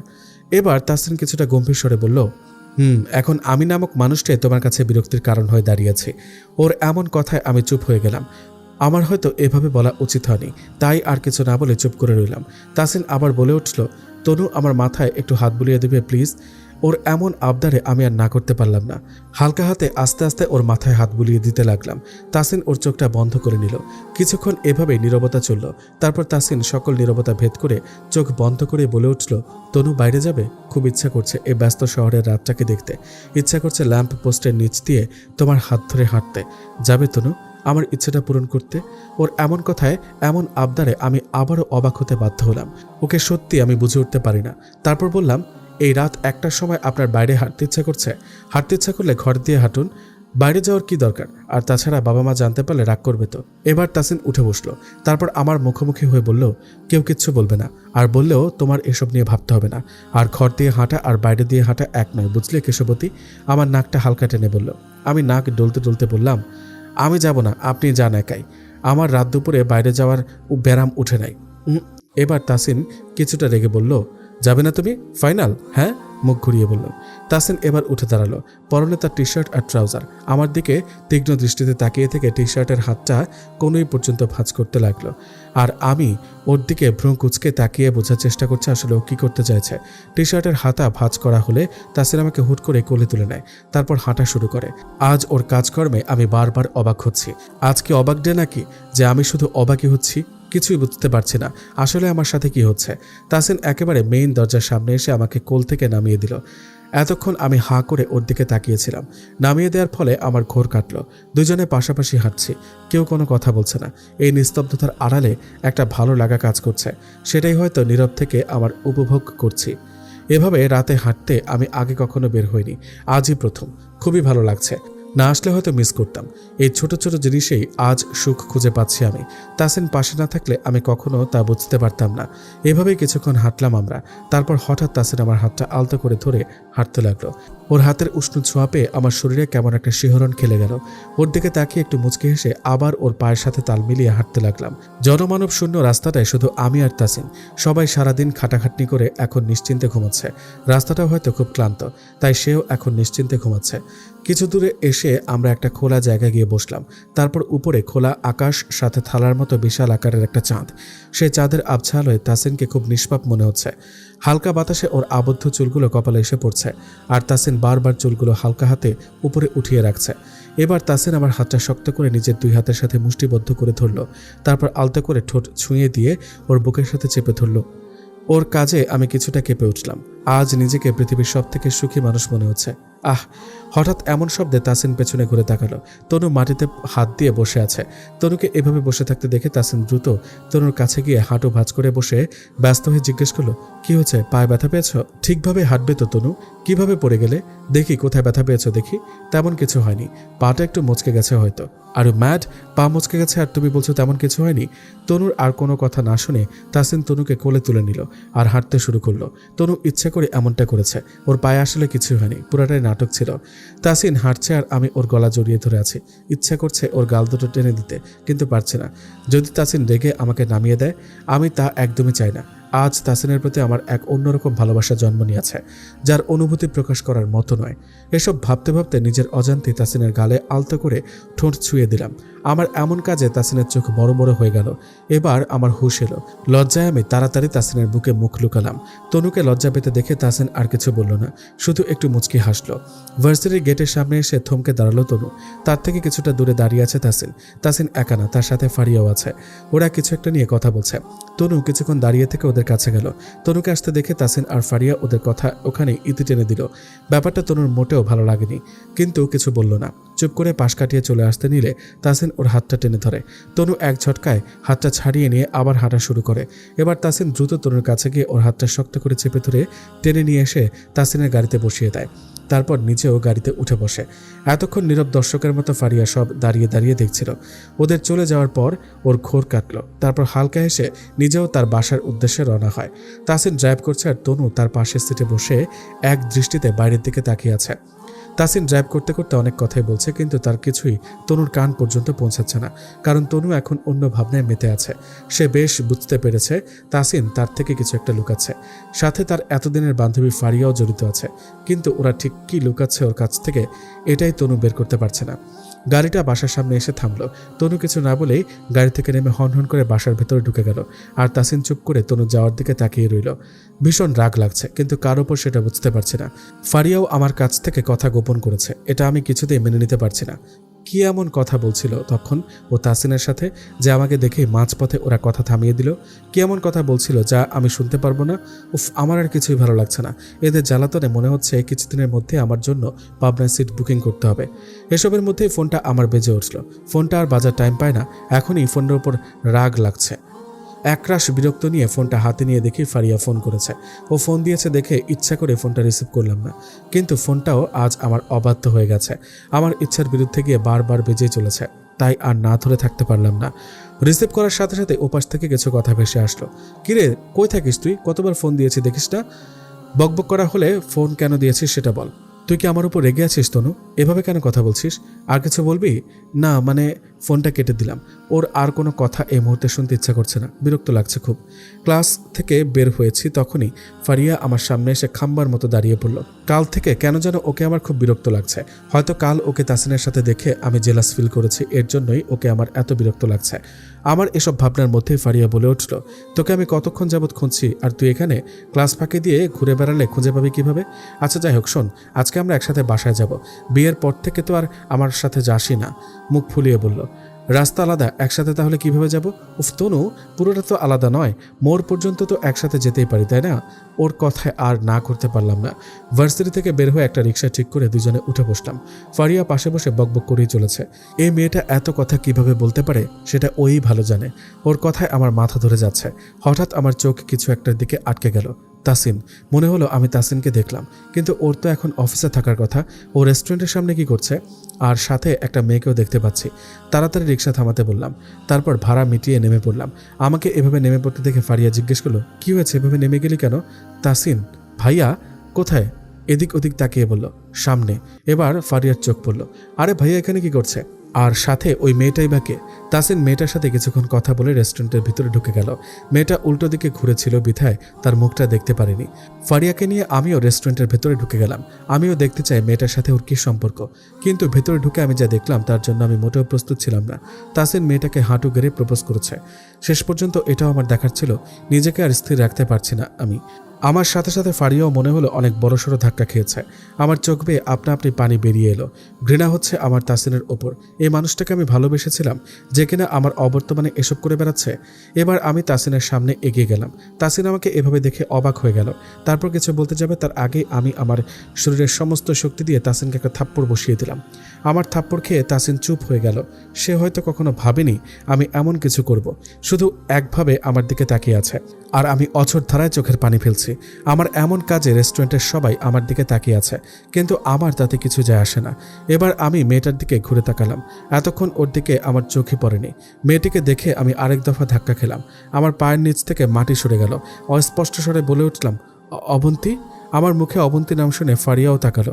অবন্তীর চোখে পানি স্পষ্ট, কিন্তু এই পানির কারণ আমি স্পষ্ট বুঝতে পারলাম না। বোঝার দরকারও নেই। ওকে দেখে কিছুক্ষণের জন্য আমি থেমে গেলাম। তারপর আর এক মুহূর্ত সেখানে না দাঁড়িয়ে দৌড়ে বের হয়ে এলাম। আমি কখনো ভাবতে পারিনি যার জন্য একটা বছর আগে আমাদের সম্পর্কটা ভেঙেছিল, সে অবন্তী আবার আমাদের মধ্যে চলে এসে আমাদের সম্পর্কটা আবার এভাবে ভেঙে দেবে। সিদ্ধান্ত নিয়েছি তাসিনের বাসায় আর ফিরে যাব না। তাই রেস্টুরেন্ট থেকে বের হয়ে একেবারে নিজের বাসায় চলে এলাম।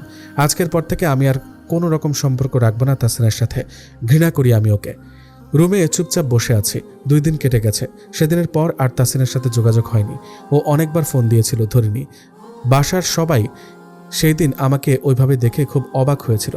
তারপর হাজারটা প্রশ্ন করেছিল, কিন্তু কারো প্রশ্নের উত্তর দেওয়ার মতো পরিস্থিতিতে ছিলাম না আমি। নিজেকে একদম ঘরবন্দি করে ফেলেছি বললেই চলে। তাসিরের বাবা মাও ফোন দিয়েছিল, কিন্তু ধরিনি।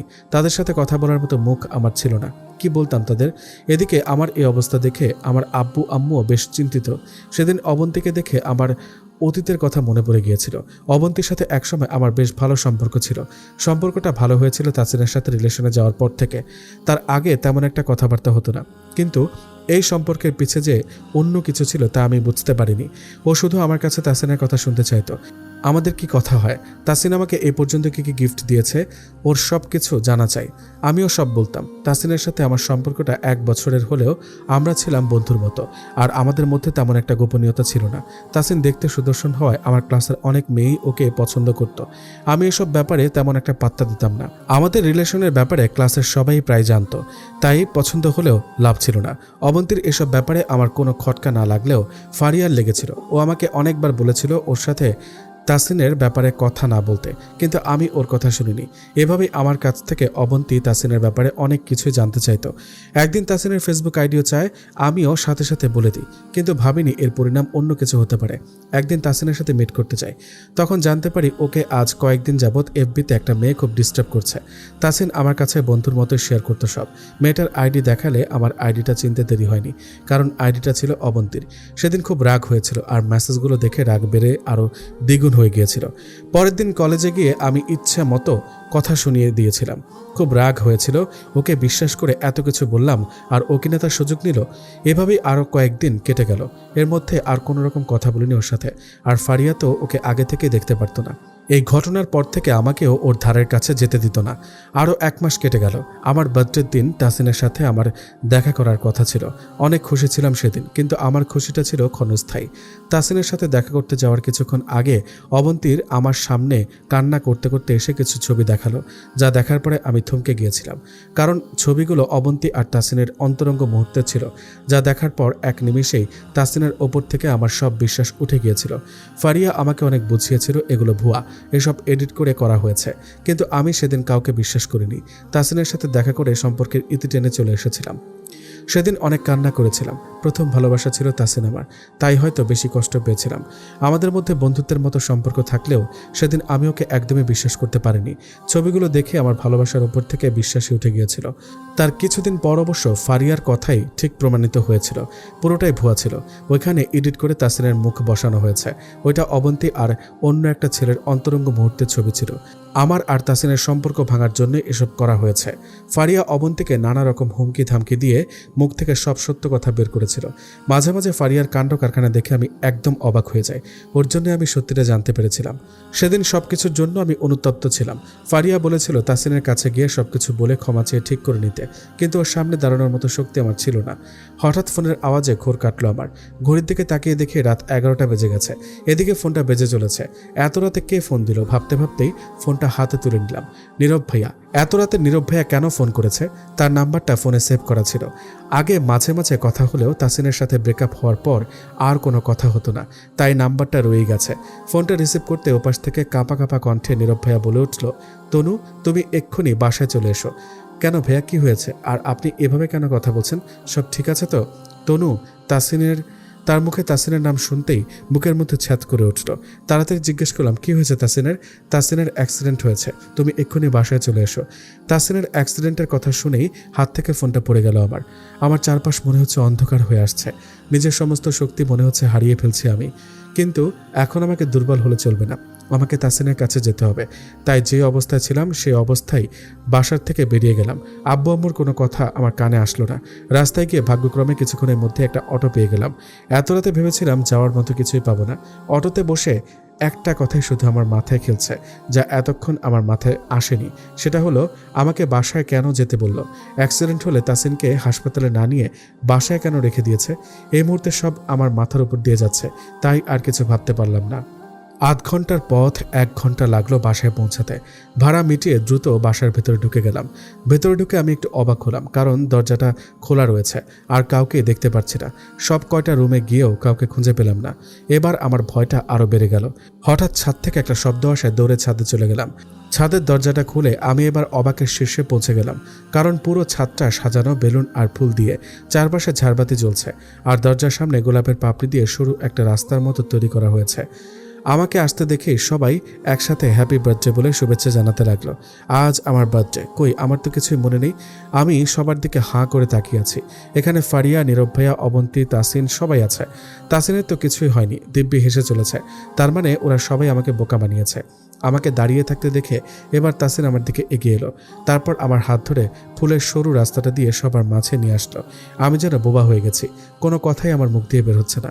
তারপর কিছুটা রেগে তাসিনের হাতটা জড়িয়ে ধরে চিৎকার করে বললাম, এসবের মানে কি? আমার সাথে কি আপনারা মজা করছেন? এভাবে মিথ্যা কথা বলে ডেকে আনার মানে কি?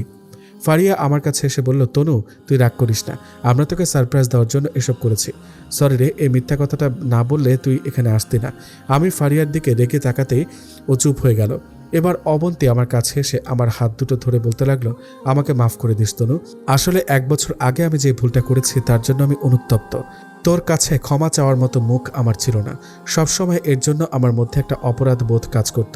যখন আমি জানতে পারি যে তোর আর তাসিন ভাইয়ের বিয়ে হয়েছে তখন খুব খুশি হয়েছিলাম। পরে জানতে পারি তোদের সম্পর্কে এখনও আমার জন্য ভুল বোঝাবুঝি রয়ে গেছে। তাই আমি তাসিন ভাইয়ের কাছে গিয়ে আমার সব কুকর্মের কথা বলি এবং মাফ চাই। ভাইয়াও আমাকে মাফ করে দেয় আর একটা প্ল্যান করে যাতে তুই নিজে থেকে ভাইয়ার কাছে যাস, কারণ কিছুটা ভুল তোরও ছিল। সবটা জানার পর তুই না গেছিস ভাইয়ার কাছে ফিরে, আর না তাকে সবটা খুলে বলেছিস। তাই ভাইয়া কিছুটা অভিমান থেকে এসব করেছে। আমাকে টুসি সাজিয়ে ফোনে কথা বলা থেকে শুরু করে রেস্টুরেন্টের ওই কাহিনী সবটা ভাইয়া প্ল্যান করেছিল তোকে কাছে পাওয়ার জন্য। ফারিয়া আর নীরব ভাইয়াও আমাদের সাথে ছিল, কিন্তু রেস্টুরেন্টের ঘটনায় তুই আবার ভাইয়াকে ভুল বুঝে চলে গিয়েছিলি, যার জন্য আজকের এই প্ল্যান। প্লিজ তনু, তুই আমাকে ক্ষমা করে দে। আর ভাইয়ার উপরেও আর রাগ করে থাকিস না, ভাইয়ার কোনো দোষ নেই এখানে, সে তো ভুল কিছু করেনি। কথাটা বলে অবন্তী কান্না করে দিল। আমি ওর কথা শুনে সম্পূর্ণ হতবাক হয়ে গেছি। এগুলো তাহলে সবই সাজানো ছিল, আর এর মূলে রয়েছে তাসিন। আমি এবার তাসিনের দিকে রাগী দৃষ্টি নিক্ষেপ করলাম। আমাকে এভাবে তাকাতে দেখে তাসিন মাথা চুলকাতে চুলকাতে 32 পাটি দাঁত বের করে হেসে দিল। কত বড় শয়তান হলে কেউ এমনটা করতে পারে সেটাই ভাবছি আমি। তাসিনের সাথে তাল মিলিয়ে এবার নীরব ভাইও দাঁত খেলাতে লাগলো। এই দুইটাই এক গোয়ালের গরু, একজন যা করে অপরজনও তাই করে। অবন্তীকে আর কিছু বলতে পারলাম না আমি। ও ওর ভুল বুঝতে পেরে যখন ক্ষমা চেয়েছে তখন আমি ওকে ক্ষমা করে দেওয়াটাই উচিত মনে করেছি। কেউ ক্ষমা চাইলে তাকে ক্ষমা করে দেওয়া উচিত, কিন্তু তাসিনের ওপর থেকে আমার রাগ যাচ্ছে না। ইচ্ছা করছে ওর মাথার সব চুল আমি ছিঁড়ে ফেলি। আমাকে এতদিন ধরে বোকা বানিয়ে আসছেও। আমি রেগে আছি দেখে তাসিন এবার আমার দিকে এগিয়ে এলো আর আলতো করে জড়িয়ে ধরল। আমি ছুটার চেষ্টা করলেও আরও শক্ত করে আমাকে ওর বুকের সাথে চেপে ধরল। এবার আর আমি নড়াচড়া করতে পারছি না। তারপর তাসিন বলল, তুমি ভাবলে কি করে তোমার তাসিন তোমাকে ছেড়ে অন্য কাউকে ভালোবাসবে? তুমি কি জানো না তুমি আমার প্রথম এবং শেষ ভালোবাসা? শেষ নিঃশ্বাস অবধি আমি তোমাকেই ভালোবেসে যাব। এই দেহে যতদিন প্রাণ আছে ততদিন তোমার তাসিন তোমারই থাকবে, আর তুমিও আমারই থাকবে, বুঝলে আমার পাগলি বউ? কপালে ভালোবাসার পণশিকে বলল। এবার আর নিজেকে ধরে রাখতে পারলাম না, কান্না করে দিলাম আমি, আর তাসিনের বুকে ইচ্ছামতো কিল ঘুষি দিতে লাগলাম। তারপর শক্ত করে জড়িয়ে ধরলাম, এমনভাবে ধরলাম যেন ছেড়ে দিলেই তাসিন হারিয়ে যাবে আমার কাছ থেকে। আপনাদের ভালোবাসার পর্ব শেষ হলে আসুন আমরা একটা কেক কাটি। আমি আর এভাবে কেকের দিকে তাকিয়ে থাকতে পারছি না। মুখ ফুলিয়ে কথাটা বলল নীরব ভাইয়া। তার কথা শুনে আমরা সবাই হেসে দিলাম। তারপর কেকটা কাটা হলো। কাকতালীয়ভাবে এই বার্থডেতেই একদিন আমাদের সম্পর্ক ভেঙে গিয়েছিল, আবার এই বার্থডেতেই আমাদের সম্পর্কটা জোড়া লাগলো। বড়ই অদ্ভুত একটা বিষয়। ছাদে আরও কিছুক্ষণ আড্ডা চলল আমাদের খুনসুটি ভালোবাসা। বাবা মাকে আমার আসার কিছুক্ষণ আগেই আমাদের বাসায় পাঠিয়ে দেওয়া হয়েছে। তারা সবাই জানতো আজকের প্ল্যানের কথা, এমনকি আমার আব্বু আম্মুও জানতো, অথচ আমি কিছুই আঁচ করতে পারিনি। রীতিমতো দুইবার ওরা আমাকে বোকা বানিয়ে ছেড়েছে। রুমে চুপ করে বসে আছি। রুমটা খুব সুন্দর করে সাজানো হয়েছে, ঠিক বিয়ের প্রথম দিনটার মতো। এই রাত 3টার সময় ফারিয়া আর অবন্তী জোর করে আমাকে শাড়ি পরিয়ে সং সাজিয়ে এখানে বসিয়ে রেখে গেছে। খুব ক্লান্ত লাগছে, এভাবে আর বসে থাকা সম্ভব হচ্ছে না আমার। হঠাৎ দরজা ঠেলে তাসিন রুমে প্রবেশ করলো। রুমে ঢুকে দরজাটা আটকিয়ে দিল। ওকে দরজা আটকাতে দেখে আমি একটু কেঁপে উঠলাম ভয়ে। গলায় একটা শুকনো ঢোক গিলে সবকিছু ঠিক আছে কিনা চেক করে নিলাম। আমার কাণ্ড দেখে তাসিন একটু মুচকি হাসলো, কিন্তু কিছু বলল না। তারপর আমার পাশে এসে বসলো। ওকে বসতে দেখে আরও কয়েকটা শুকনো ঢোক গিলে নিলাম। আজকে এত ভয় লাগছে কেন আমার? প্রথম দিনেও তো এতটা লাগেনি, তাহলে আজকেই কেন? তাসিন আমার হাতটা ধরে একটা রিং পরিয়ে দিল, তারপর বলল, এটা বিয়ের প্রথম দিনই দেওয়ার কথা ছিল, কিন্তু দেইনি। চেয়েছিলাম যখন আমাদের সম্পর্কটা আবার আগের মতো হয়ে যাবে সেদিনই তোমাকে এই রিংটা পরিয়ে দেব। তারপর হালকা হেসে আমার হাতেও শীতল ঠোঁটের স্পর্শ দিল। আমি অবাক চোখে ওর দিকে তাকিয়ে আছি। কেন জানি এই চোখ আজ ওর দিক থেকে ফিরতেই চাইছে না। এবার তাসিনকে আমার দিকে এগিয়ে আসতে দেখেই ওকে মাঝপথে থামিয়ে দিয়ে নিজে কিছুটা দূরে সরে বসলাম। তারপর ওকে কিছু বলতে না দিয়েই আমার হাতের দুটো আঙুল ওর সামনে এগিয়ে ধরলাম। ও কিছুটা অবাক হয়ে বলল, হাতের আঙুল কেন দেখাচ্ছ? যে কোনো একটা ধরো। ধরলে কি হবে? আহা, এত প্রশ্ন কেন করো তুমি? যা বলছি তাই করো, ধরো। ও একটা আঙুল ধরার সাথে সাথে বললাম, পারবে না। কি পারবো না? আগামী 1 মাস তুমি আমাকে টাচ করতে পারবে না। হ্যাঁ, ওকে, গুড নাইট, একটা ফ্লাইং কিস দিয়ে বললাম। তারপর অন্যদিকে মুখ করে শুয়ে পড়লাম। ইচ্ছে করে এমনটা করেছি আমি। অন্য একটা আঙুল ধরলেও আমি একই কথা বলতাম। এই কয়েকদিন কম কষ্ট দেয়নি ও। এখন বুঝুক ঠেলা, আমাকে বোকা বানানো। ঠিক হয়েছে, থাক বসে, এটা তোর শাস্তি। তাসিন এখনো বোকার মতো বসে আছে। তনুর কথা সব তার মাথার উপর দিয়ে গেল। বউয়ের এত কাছে থেকেও সে তাকে টাচ করতে পারবে না, এ কেমন বিচার? সে বসে বসে এসব ভাবছে আর একটু পরপর তনুকে ডাকছে। তনু ঘুমের ভান ধরে লুকিয়ে লুকিয়ে হাসছে। বেচারা তাসিন কি করবে কিছুই বুঝতে পারছে না। এভাবেই চলতে লাগলো তাদের খুনসুটি ভালোবাসা। অবশেষে তাদের ভালোবাসা পরিপূর্ণতা পেল।